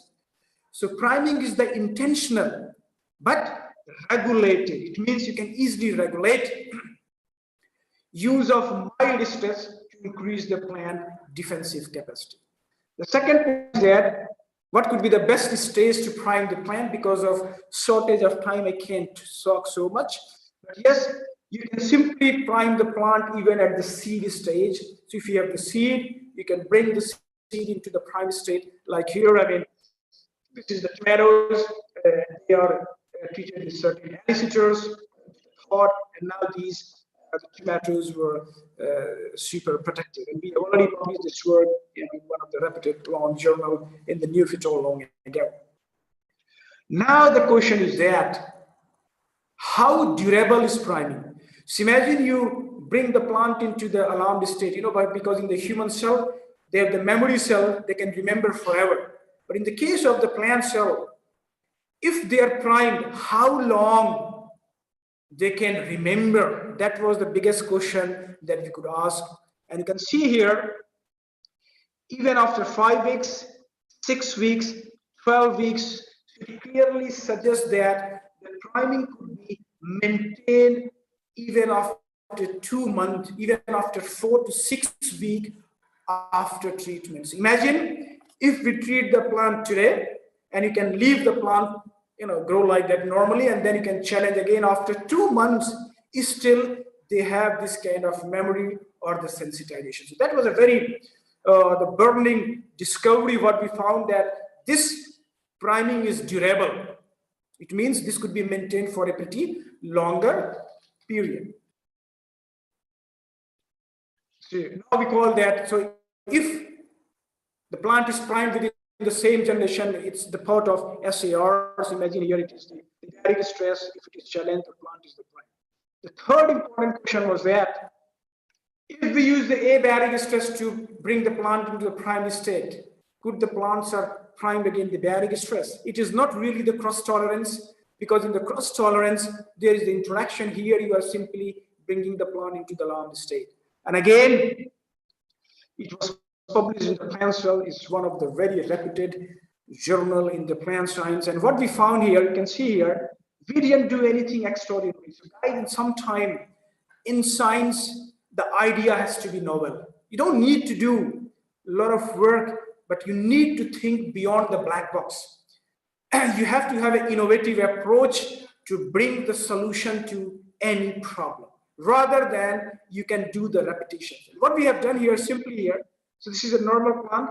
We kept the plant at 26 degrees just for 10 minutes. And we have used the cold heat salt, but I'm just showing you here the heat. And after that, we did it for 7 days. And the hypothesis behind that, maybe after 7, 5, 3 days, the plant can remember that they're going to face the smiley stress again. And this could bring the plant into the prime state. I can clearly see here, after the priming, there is no big change in terms of the morphology. So it means there is no genetics here. I can't talk, but I can tell you the mechanism is totally epigenetics. And after that, they were faced with biotic stress. The beauty is that you can see here, these are, H0 means no heat stress, 1 day, 5 day, and 7. You can clearly see after 7 days of the mild heat stress, bring the plant into the primed state, and when they face the challenge, they are super protected. So this is a real beauty. I think I have already explained you what is the advantages.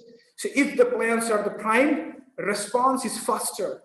Like a CCTV camera. Imagine in your house, if there is a CCTV camera is there, your response is quicker. You can easily see who is coming to your house. So earlier, more sensitive, then you will be ready with the different bullets. But you will be fired the bullets only if somebody will break the door. If somebody is not breaking the door, you will not fire the bullets. In other scenario, imagine there is a guy who is on the roof and he is just firing the bullet that nobody will come. So there is always the cost and the benefit. So in the case of the priming, the cost is very less and the benefit is more. And that's why the response is faster, earlier, more sensitive, and more strong. Now, this is $1 billion question we asked almost like 3 years ago.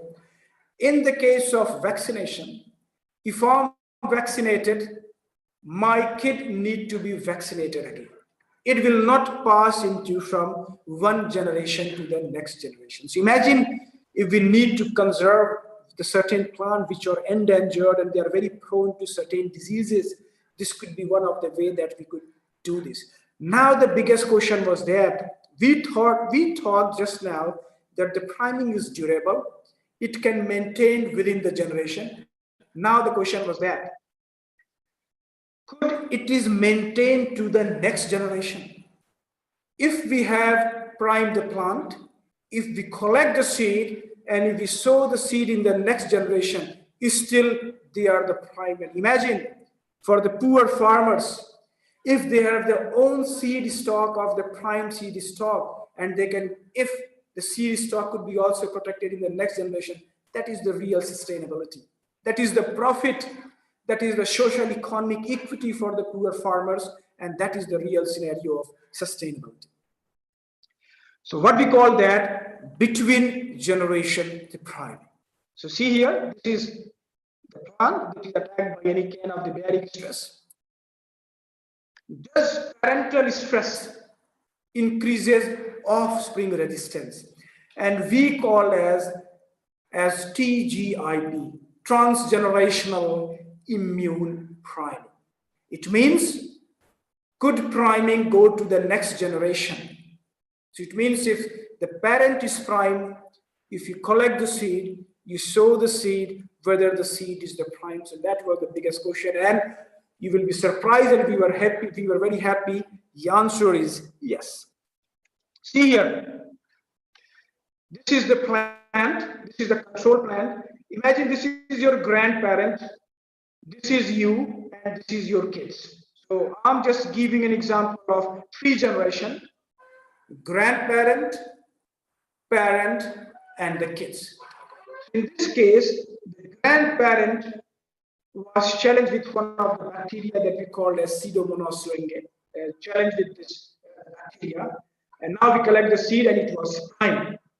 And now we have the parent. In the first case, we collect the seed from the parent which was unchallenged, and then we collect the seed again, that is the child or the offspring. In the second case, the grandparent was primed, but again we collect the seed and again we prime the parent. And the beauty is that if simply grandparent is primed, the offspring is primed. So it means you don't need to prime the parent again. And that further suggests this priming can grow into the next generation. So if your grandparent is primed, you collect the seed, grow the seed, parent is still priming is there, collect the seed, grow the seed, is still the kids serve the prime. So that is the real, the beauty of this, the novel way of this sustainable, the conservation or the agriculture practices. And there are a lot of data I can show you, unfortunately, because of time constraint, but just to make the story very simple, yes, the priming can go to the next generation.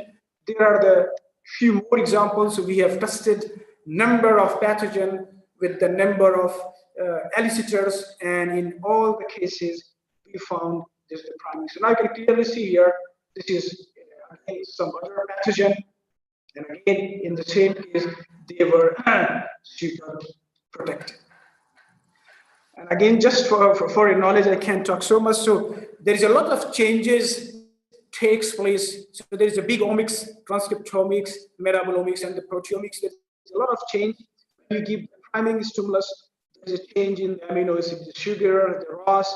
When they are in the post-challenge prime stage, there is addition of phenolics, yellows, the pure. And when they are in the transgenerational prime state, again, then there is activation of some defense responsive gene or the histone. This is very important. But yes, the mechanism of this, the priming is simply epigenetic. I have 2-3 more slides, and I really love it. If the plant are stressed, they are resulting the offspring. And it's a very simple analogy again.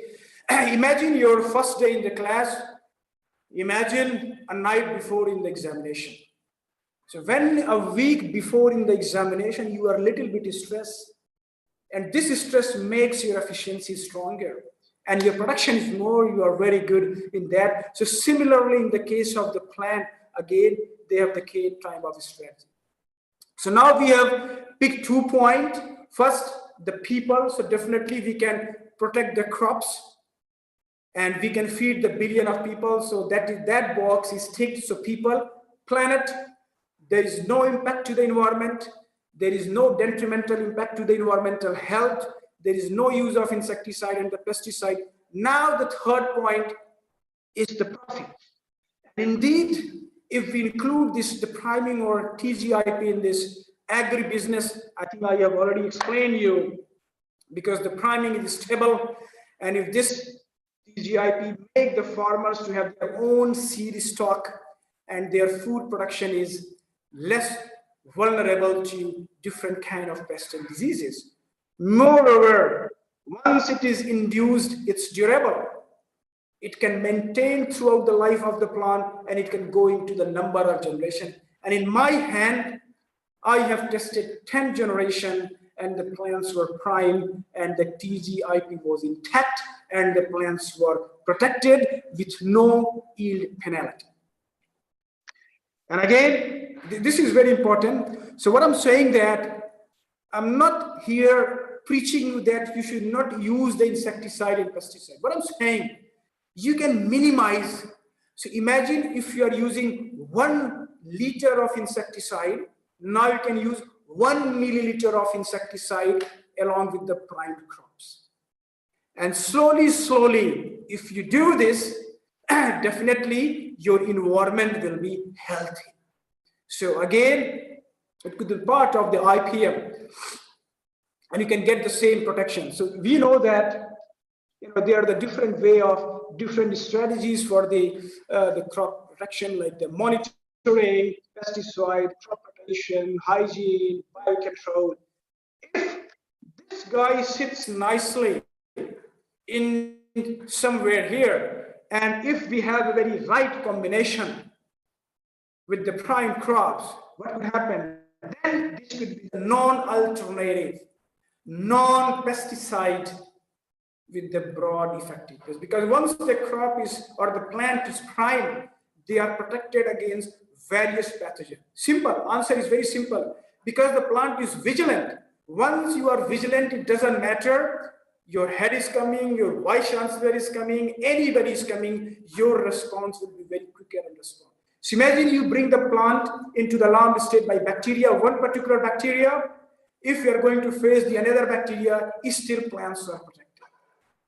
So see how beautiful is that? So it is a broad effectiveness, and now you can clearly see, and that's why I said this is the sustainability or the crop protection. The people, the planet, and as well as the profit. So the take-home message is definitely is boosting the plant immunity. That's why I call it like a green vaccination. It's like a vaccination, the plants are protected, and the green stands for the plant. And yes, indeed, is the sustainable approach for the crop protection, and that could be also utilized for the conservation, the ecosystem, the management, as well as sustainability. And finally, we have a number of stations. When I was in London, I was in Edinburgh, and some of the stations in the South Africa where the crops were grown, the maize. And you can clearly, and you can see here, this is my hometown and this is my own field. Just for like a small trial, I have used this one in the priming, and still we get a very nice impact of these the priming phenomena. So what is that? Grow, sow, reap, and repeat. So that is the message here. So if the plants are the prime, you can grow the seed, you can bring the plant, you can cut the plant, collect the seed, and you can repeat into the number of generation. And there should also increase, because you are not using any transgenic, so there should be no impact to the biodiversity. Still you can conserve the biodiversity. There should be no resistant to the different kind of microbes that we see against the GMOs. So still you can bypass these things if the plants are the prime. And I like this slide again. So we are talking about this, the healthcare. So this is the plant, this is the healthcare. We know that Einstein was smart, and that's why I say this, the plant defense priming, green vaccination, or the TGIP as a smart plant healthcare. And finally, I think there's a lot of people, but I would like to acknowledge the number of people that are involved in this kind of work. The Mike from London, then Madan from our state back in the States, the Lauren generally was in Taiwan, the Christine was in Essex. Since I moved to Banaras Hindu University, in fact, I also worked for a year or so at Department of Botany, University of Rajasthan, Jaipur. So I was also there when I moved from London. And these are the different funding agencies, the BBSRC.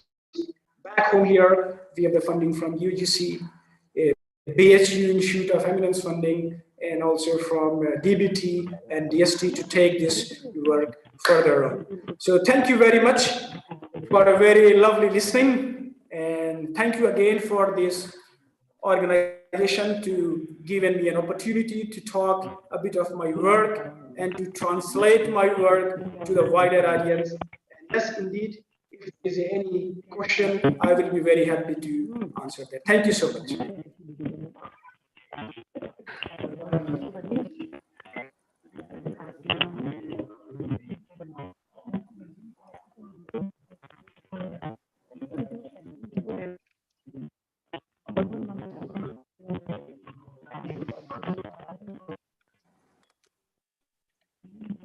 I can't hear.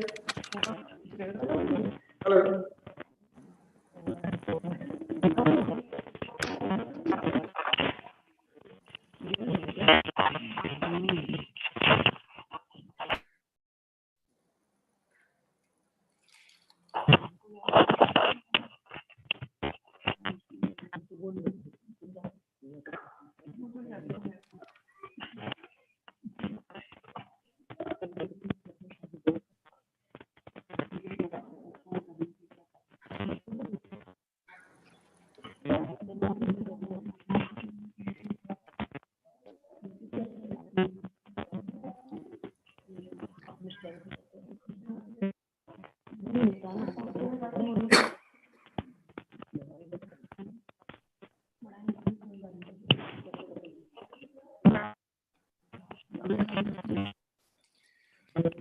I'm not sure you can ask other one, but I can't hear you very well. There's a lot of disturbance in the background noise, so I'm not sure where it's coming from. I can hear you.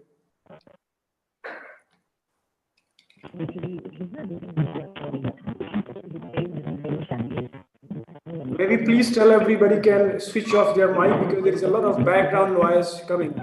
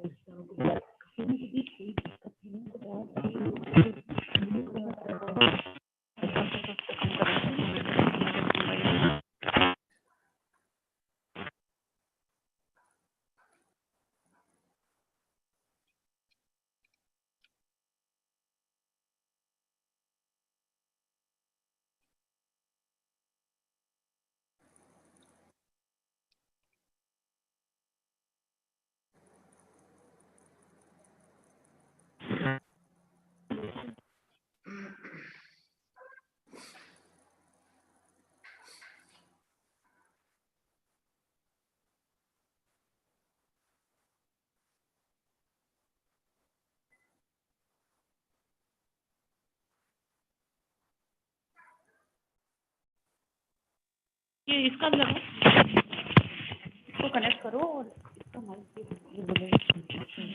करते ना record. आप आओ।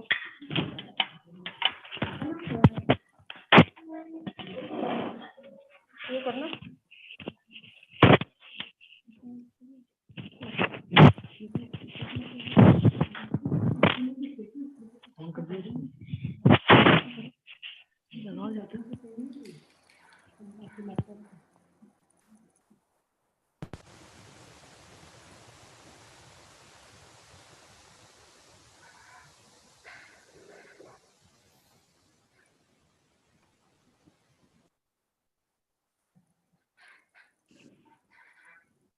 Hello? Hello, Yes, sir? better. Yeah, I can hear you very well. Yeah, better now. Yes. Okay, sir. It's some technical problem. It's all right. It's all right. It's okay. Sir, your lecture was very impressive.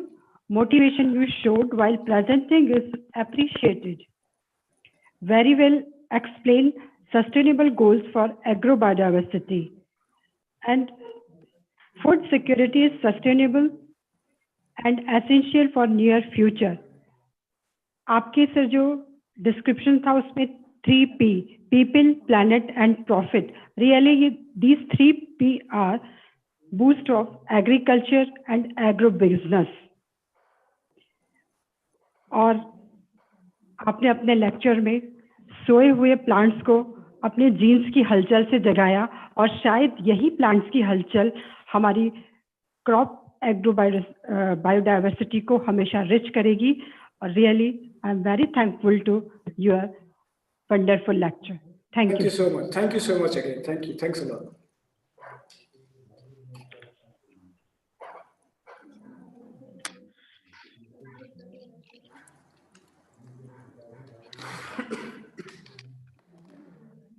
Thank you, sir.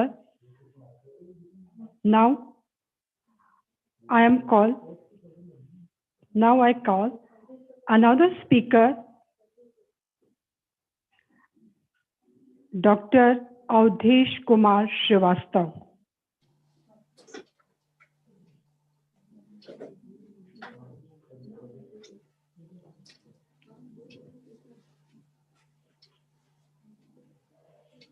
Chhattisgarh Durg से हमारे साथ जुड़ रहे हैं eminent botanist doctor Avdesh Kumar Srivastav. Sir नमस्कार. आपका एक छोटा सा संक्षिप्त परिचय देना चाहूंगी. आप दुर्ग विश्वविद्यालय में एसोसिएट प्रोफेसर के पद पर कार्यरत हैं। 63 रिसर्च पेपर राष्ट्रीय व अंतर्राष्ट्रीय जर्नल में प्रकाशित हो चुके हैं। आप एडिटोरियल एडिटर हैं। So I would like welcome Dr. Avdesh Kumar Srivastav ji to share his knowledge in the field of role of biopotential strain in agro fields. Now we join Dr. Avdesh Kumar Srivastav ji. Thank you very much, ma'am. May I audible? Yes, sir. Thank you, ma'am. This is my great privilege to welcome the delegates, faculty members, scholars, and students all over the world, including Dr. Deva sir, Udla sir, Sanjay Bhargav sir, and the most dynamic sir, that is Prashant Singh sir, who had just awakened all the plants. And my welcome is not completed if I don't say the name of Vijay Varghese sir, Anju Kapoor ma'am, Nirja Srivastav ma'am, Meera Bhatnagar ma'am, Hemlata Gupta ma'am, and over Raghuraj sir, who is a special invitee. So without wasting my time, I'm coming to my presentation.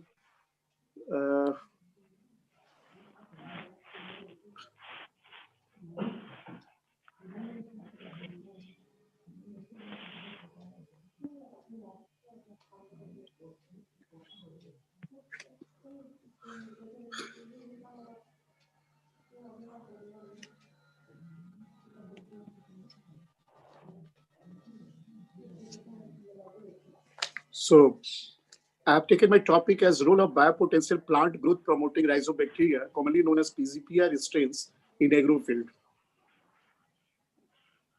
First question arises, what are PGPRs? Actually, PGPR stands for plant growth promoting rhizobacteria. Because whenever you take about this rhizospheric region, this rhizosphere has typically so many type of symbiotic root colonizing bacteria.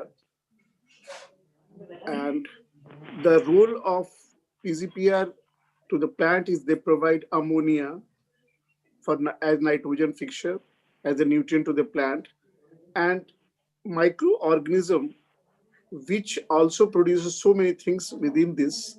So PGPR actually performs nitrogen fixation, hormone production, helps in nodulation, nutrient uptake, cytophrol production, and so many type of biocontrol.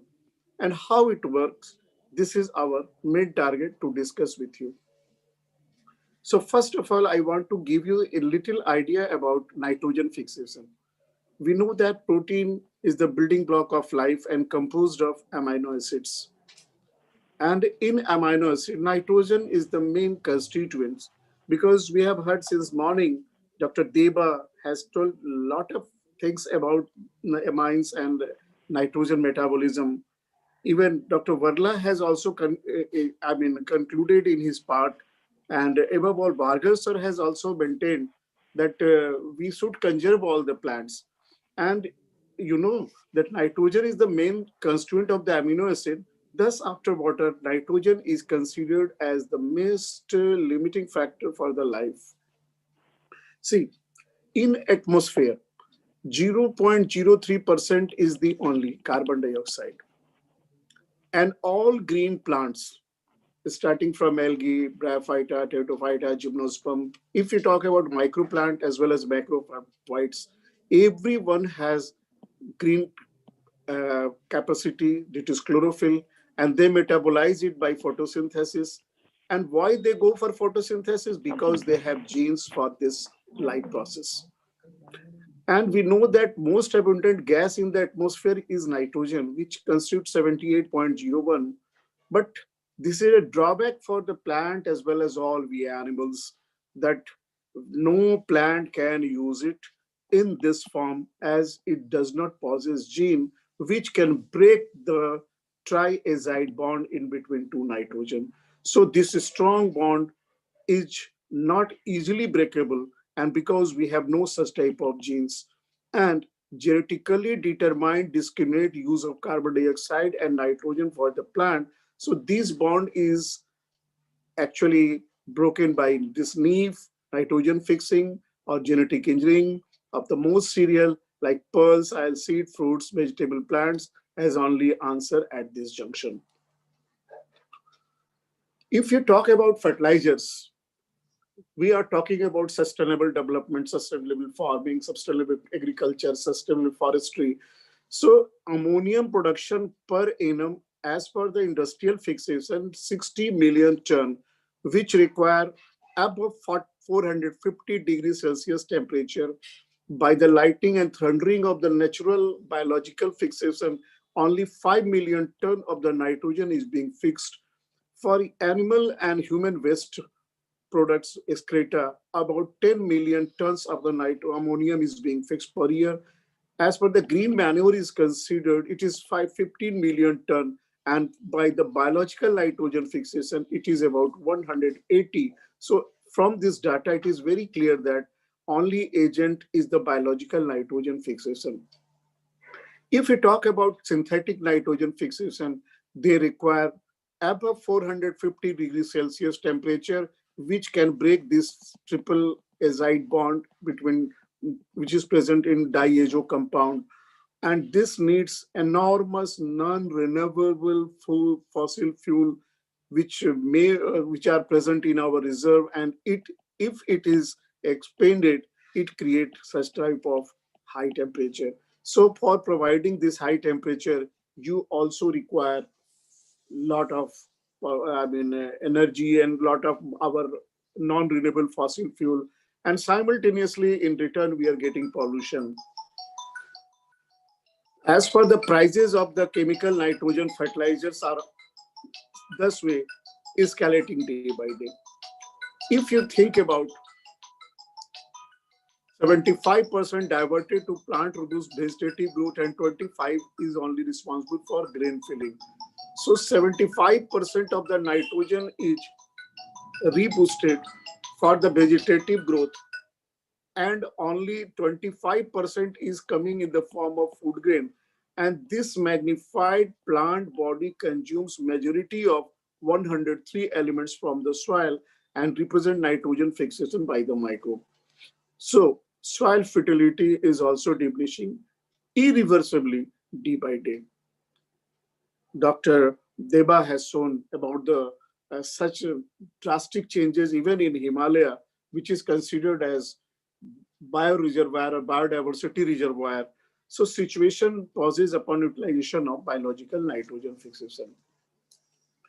As far the biological nitrogen fixation is concerned, it requires only solar energy and water for multiplication, that is ATP and reductant supply.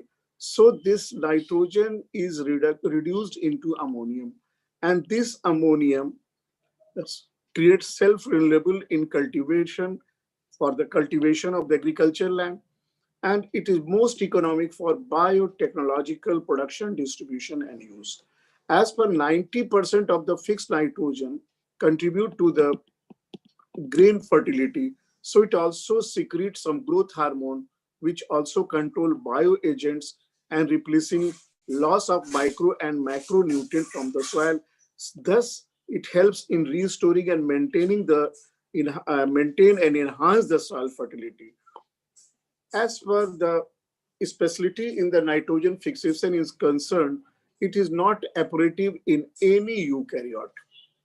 It is operative strictly in prokaryotic microorganisms, few bacteria, and almost so many cyanobacteria, because all cyanobacteria also do not possess this capacity. This is why my work of PhD, either asymbiotically or symbiotically. And they have a very important type of enzyme which are highly N-oxygenic for this nitrogen fixing gene and nitrogenase gene. They are highly oxyphobic. They destroyed irreversibly under excess of oxygen. So they are present in the a type of special packages that is known as leg hemoglobin. So this nitrogen fixing gene and nitrogen enzyme complex work strictly under ammonium crisis. Because during this work, we have isolated so many strains of the cyanobacteria. In our nutrient culture, we have provided nitrogen in the form of different nutrient, and most of the cyanobacteria were survived. But when we are not given nitrogen as the nutrient, and they fixes that atmospheric nitrogen into nitrogenous compound, then we can isolate how they are nitrogen fixing or non-nitrogen fixing. See, this NEEF gene is responsible for nitrogenase enzyme complex production. So whenever nitrogen comes in contact with the hydrogen, they forms ammonium. And this is present, and these are the key genes and enzyme nitrogen assimilation, because which needs NRD genes and NIT genes. And four primary emanating enzyme, that is ADH gene, GDH gene, GOGAT gene, GS gene, and they convert them into glutamine. And for conversion of this ammonium into glutamine, glutamine synthetase is required. When glutamine is converted to glutamate, it required glutamate synthetase. When glutamate is converted to alanine, it is given by glutamate dehydrogenase. And when alanine is converted to other amino acid, so this enzyme or this gene is required. So this is about some nitrogen fixation process. And this is a list of strict anaerobe, facultative anaerobe. So these are the different strains of the cyanobacteria, which we have collected from the field of the field, as well as some pasture land and ponds of different area of the Bilaspur, which is present in Chhattisgarh. And simultaneously, our team has worked throughout the Chhattisgarh. And Aphanocapsa, they have different varieties. So these are the different cyanobacterian strain which we have collected from the different field. And by the process of isolation, pouring plating, and soutane media and B11 media, they were considered for their growth. And if you think about this rhizospheric ecosystem, this is very wonderful, because if we think about this Roundup application of systemic movement of glyphosate to the root, suppose this is soybean root, and there are some microbes like Brandyrhizobia, Aerorhizobia, Rhizobium. So they have high carbohydrate content as well as glyphosate. And when fusarium type of species comes in their contact, they form a type of microbial biofilm which secrete enzyme, toxin, PGPR, and they secrete such type of mycotoxin which inhibit the growth of other microbes inside them. That's why we can say that plant growth promoting rhizobacteria plays a very important role in maintaining the sustainability of the soil fill, maintaining the fertility of the soil fill.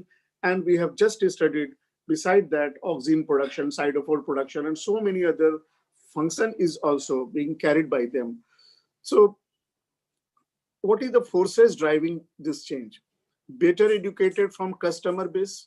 If we are aware, because now it is a time to discuss these things on this international conference, and it is not international conference, rather it is known as E-Conference.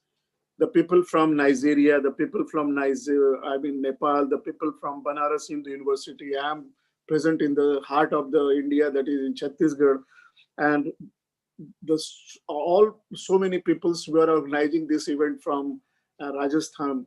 We are aware that we are joined on a Zoom platform, and all over we are listening or hearing this program on YouTube type of media.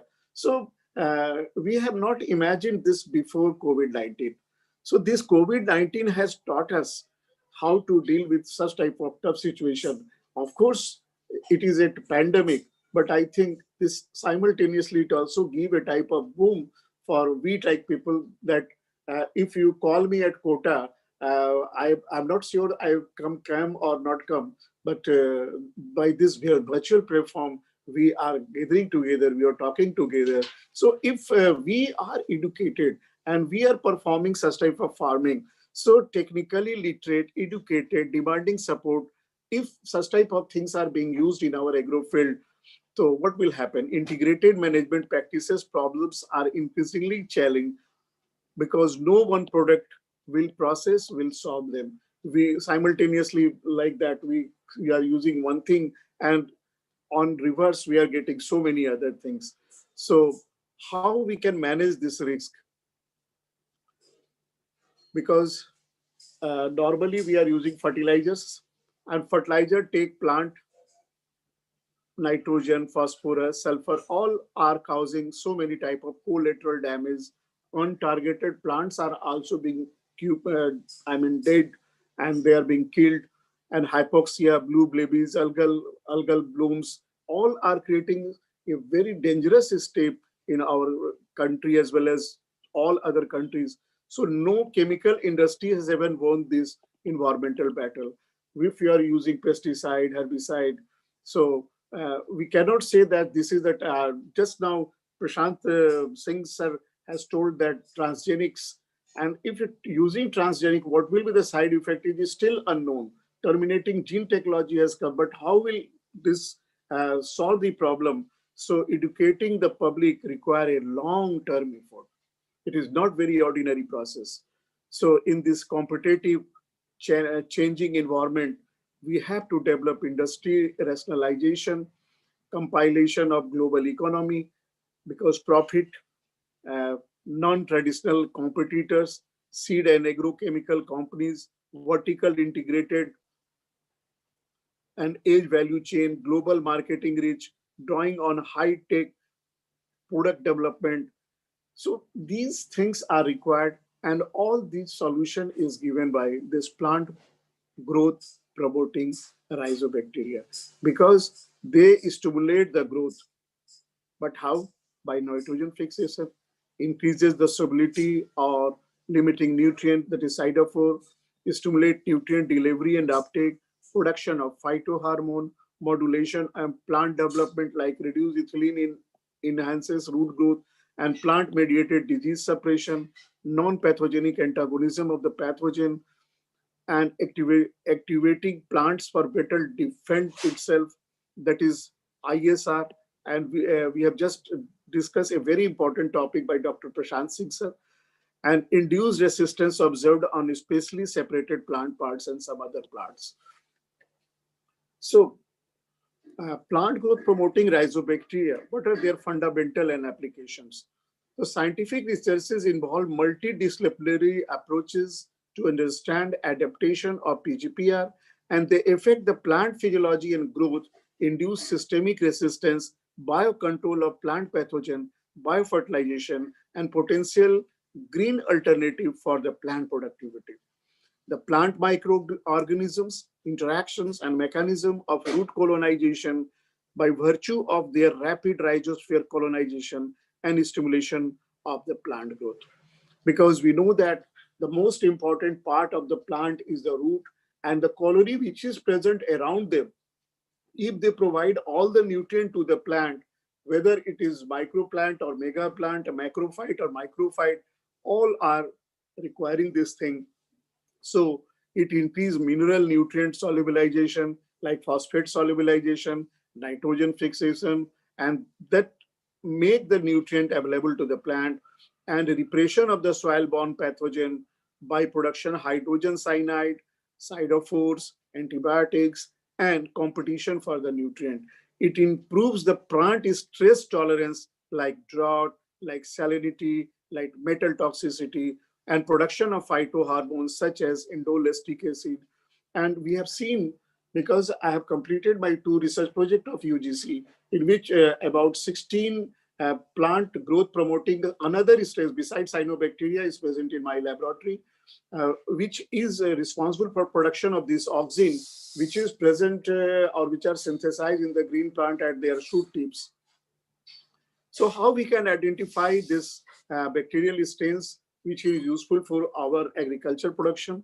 So identification and characterization of beneficial bacteria involves morphological, physiological, and molecular characterization that is based on these important parameters like fatty acid analysis by their molecular weight, like we have studied in our first delegate, Dr. Deba has suggested spectrophotometer and B.S. Lampert's law. So by this method, we can analyze the fatty acid analysis.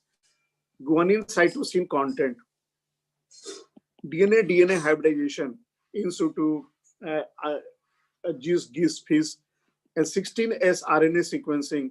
And these characteristics help to defining the taxonomy and nomenclature of the PGPR.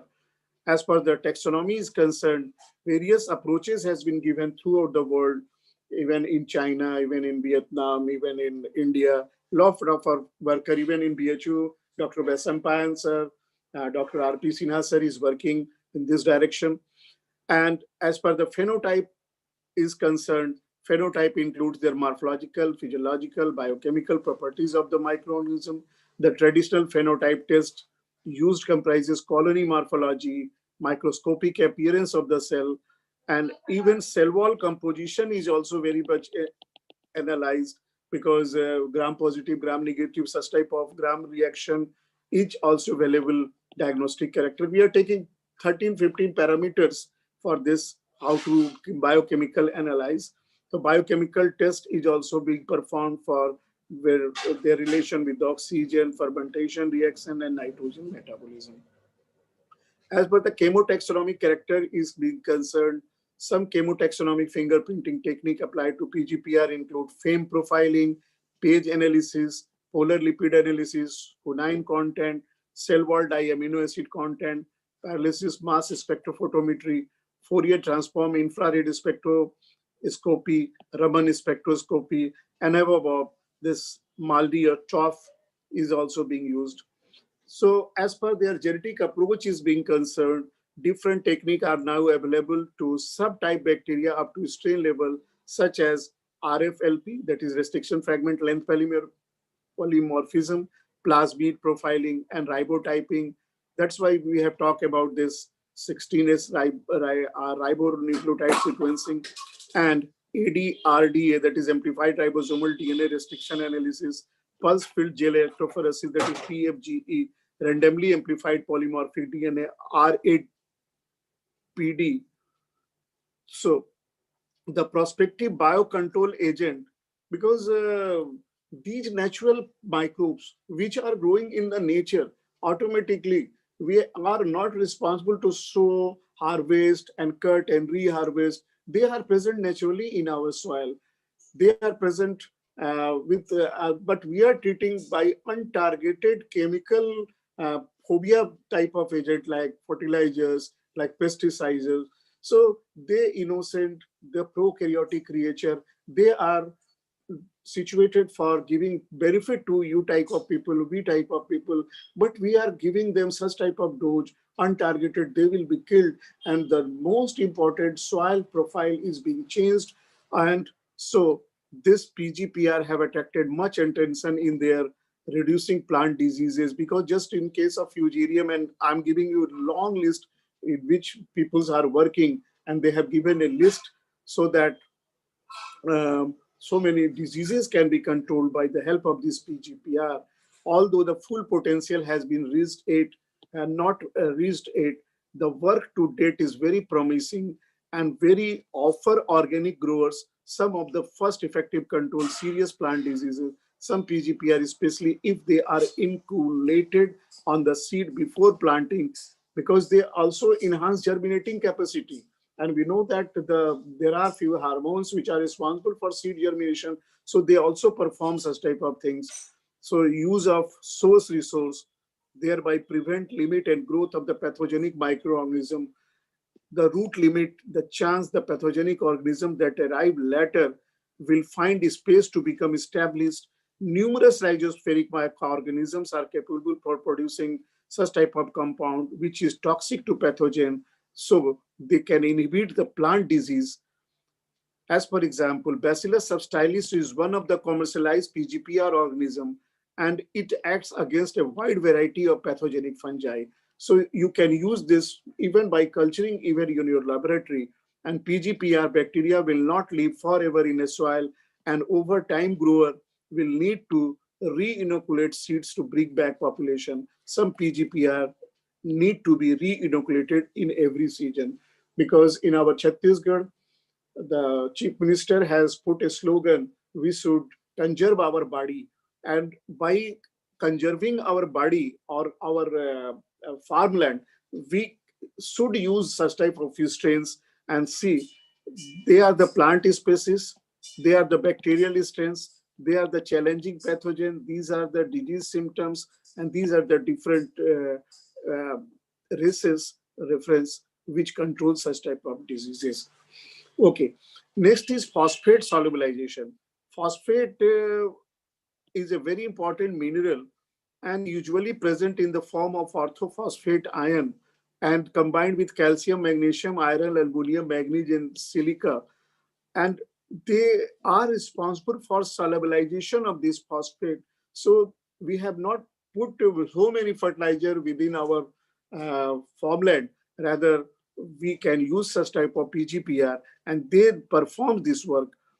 Similarly, Cytophore are low molecular weight iron binding ligands, which can bind ferricion and available to the producer of them.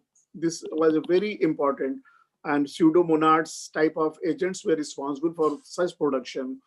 Bacterial biofertilizers, because this biofertilizer can be also used, this rhizobacteria, brandy rhizobium, and so many other type of rhizobacteria which are present in soil, and they give a type of biofertilizers type of effect.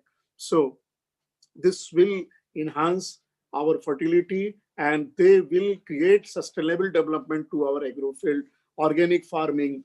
So one of the challenge of using PGPR is natural variation, because due to rapid industrialization, modernization, and chemical use, chemophobia type of things, their natural variation is also being seen. So it is difficult to predict how an organism may respond. And if we are not in position, we have to say that an organism may perform well in lab, but not in the agriculture field, because we have also seen some student who is performing very excellent in the class do not perform very well in examination. Similarly, the lab repertory and field report, they should not coincide with each other. So we have to perform this experiment repeatedly. And another challenge for PGP are living organism. They must be able to propagate artificially. So their for viability, their biological activity, and for their field habit, we should be very aware. And as per the PGPR as biopotential tool for sustainable agriculture, and for it is a trend for the future. That's why I have taken this topic, biopotential PGPR, because those microbes which are not visible by our naked eyes, the macrophytes, everything is going for them, but we should conserve our some limit, some knowledge, some such as saving methodology for preserving them. So, because they are the potential tool for our sustainable agriculture. For this reason, there is an urgent need for research to clear definition to what bacterial state is useful and necessary for different environmental condition and plants, so that optimal bacterial strain can either be selected and can be improved. Like bio remediation, because so many cyanobacteria strain even uh, responsible for uh, I mean reducing the concentration of mercury and so many heavy metals. So if you are using such type of things, because even our Deba Bahadur sir has told so many heavy metal contamination in the water. So they are present in the soil and they can reduce such type of contamination also. And a lot of research papers are also present regarding this. So combining the beneficial bacterial strain that interact synergistically are currently being devised, And numerous recent studies have shown promising trend in the field of inoculation technology. So we should either use this as the natural harbor of the soil, or by artificial inoculation by culturing them in the laboratory. And this is all about for my information.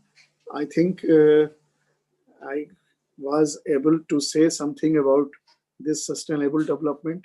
If I have told you, then I was successful.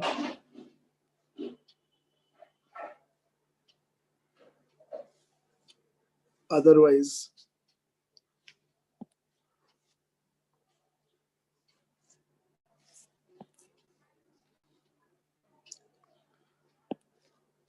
okay. Thanks to all of you who has given this opportunity. Uh, and I really enjoyed much with today's participation. Thank you very much, ma'am. Over to you. Thank you sharing the knowledge. Sir, really your lecture innovative and interesting. आपने कहा कि soil fertility decreasing day by day, but it maintained by biopotential. NIF gene is responsible for nitrogen fixation and cyanobacteria, how to promoting agrofield and maintain sustainability and fertility to field. Sir, your lecture was, I conclude, how to go green agrofield through PGDR. Thank you, sir. PGPR means? Sorry, PGPR. Sir, role of biopotential plant growth promoting rhizobacteria strain in agrofield. Ji, ma'am. Thank you, ma'am. Thank you. Thank you. Now, I request to Dr. Hemlata Madam giving vote of thanks. Dr. Hemlata Madam.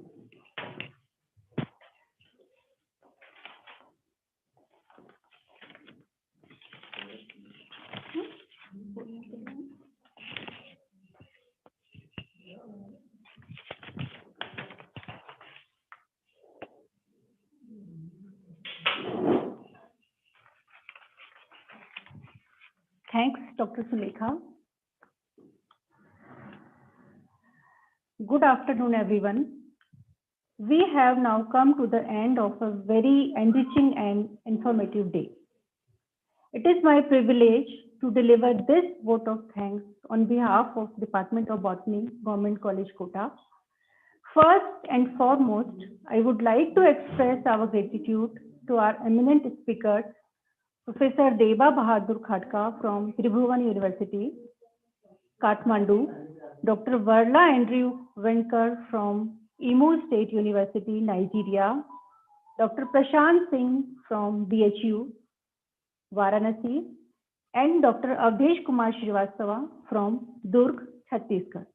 Their valuable insights into biodiversity conservation, green vaccination, role of PGPR in agrofield, and effect of chemicals on biodiversity have given us a lot of food for thought. It has been wonderful to hear the views and opinions of these scholars on these topics. I would also take this opportunity to thank our special invitee, Dr. Sanjay Bhargava, Assistant Director, College Education, for gracing us with his presence and thoughts. This event would not have been possible without the support and valuable guidance of our respective principal, Dr. Jayant Vijayvargiya.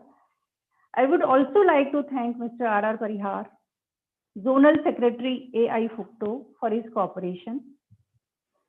It was the vision and tireless effort of the head of the department, Botany, Anju Kapoor, that has made the successful completion of this conference possible. We are also thankful for her contribution to this endeavor. I would be failing in my duties if I do not highlight the role and support of the coordinator, Dr. Nirja, Organizing Secretary Dr. Meera, co-conveners Dr. Sulekha and Dr. Vandana, co-coordinators Dr. Nilima Bharadwaj and Mr. J.K. Verma, and the members of the organizing committee. I would like to extend special thanks to the advisory board for their invaluable suggestions.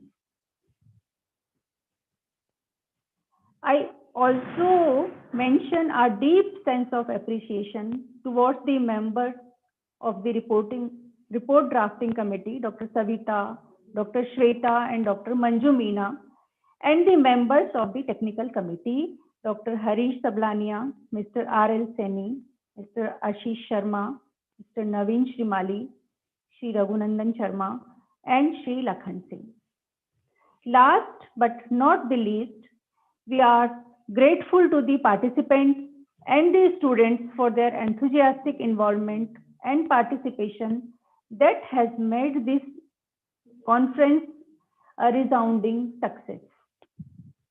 In the end, I would like to take your leave with the hope that this has been a memorable experience for all of you. I am optimistic that such events shall be organized in the future as well. Thank you.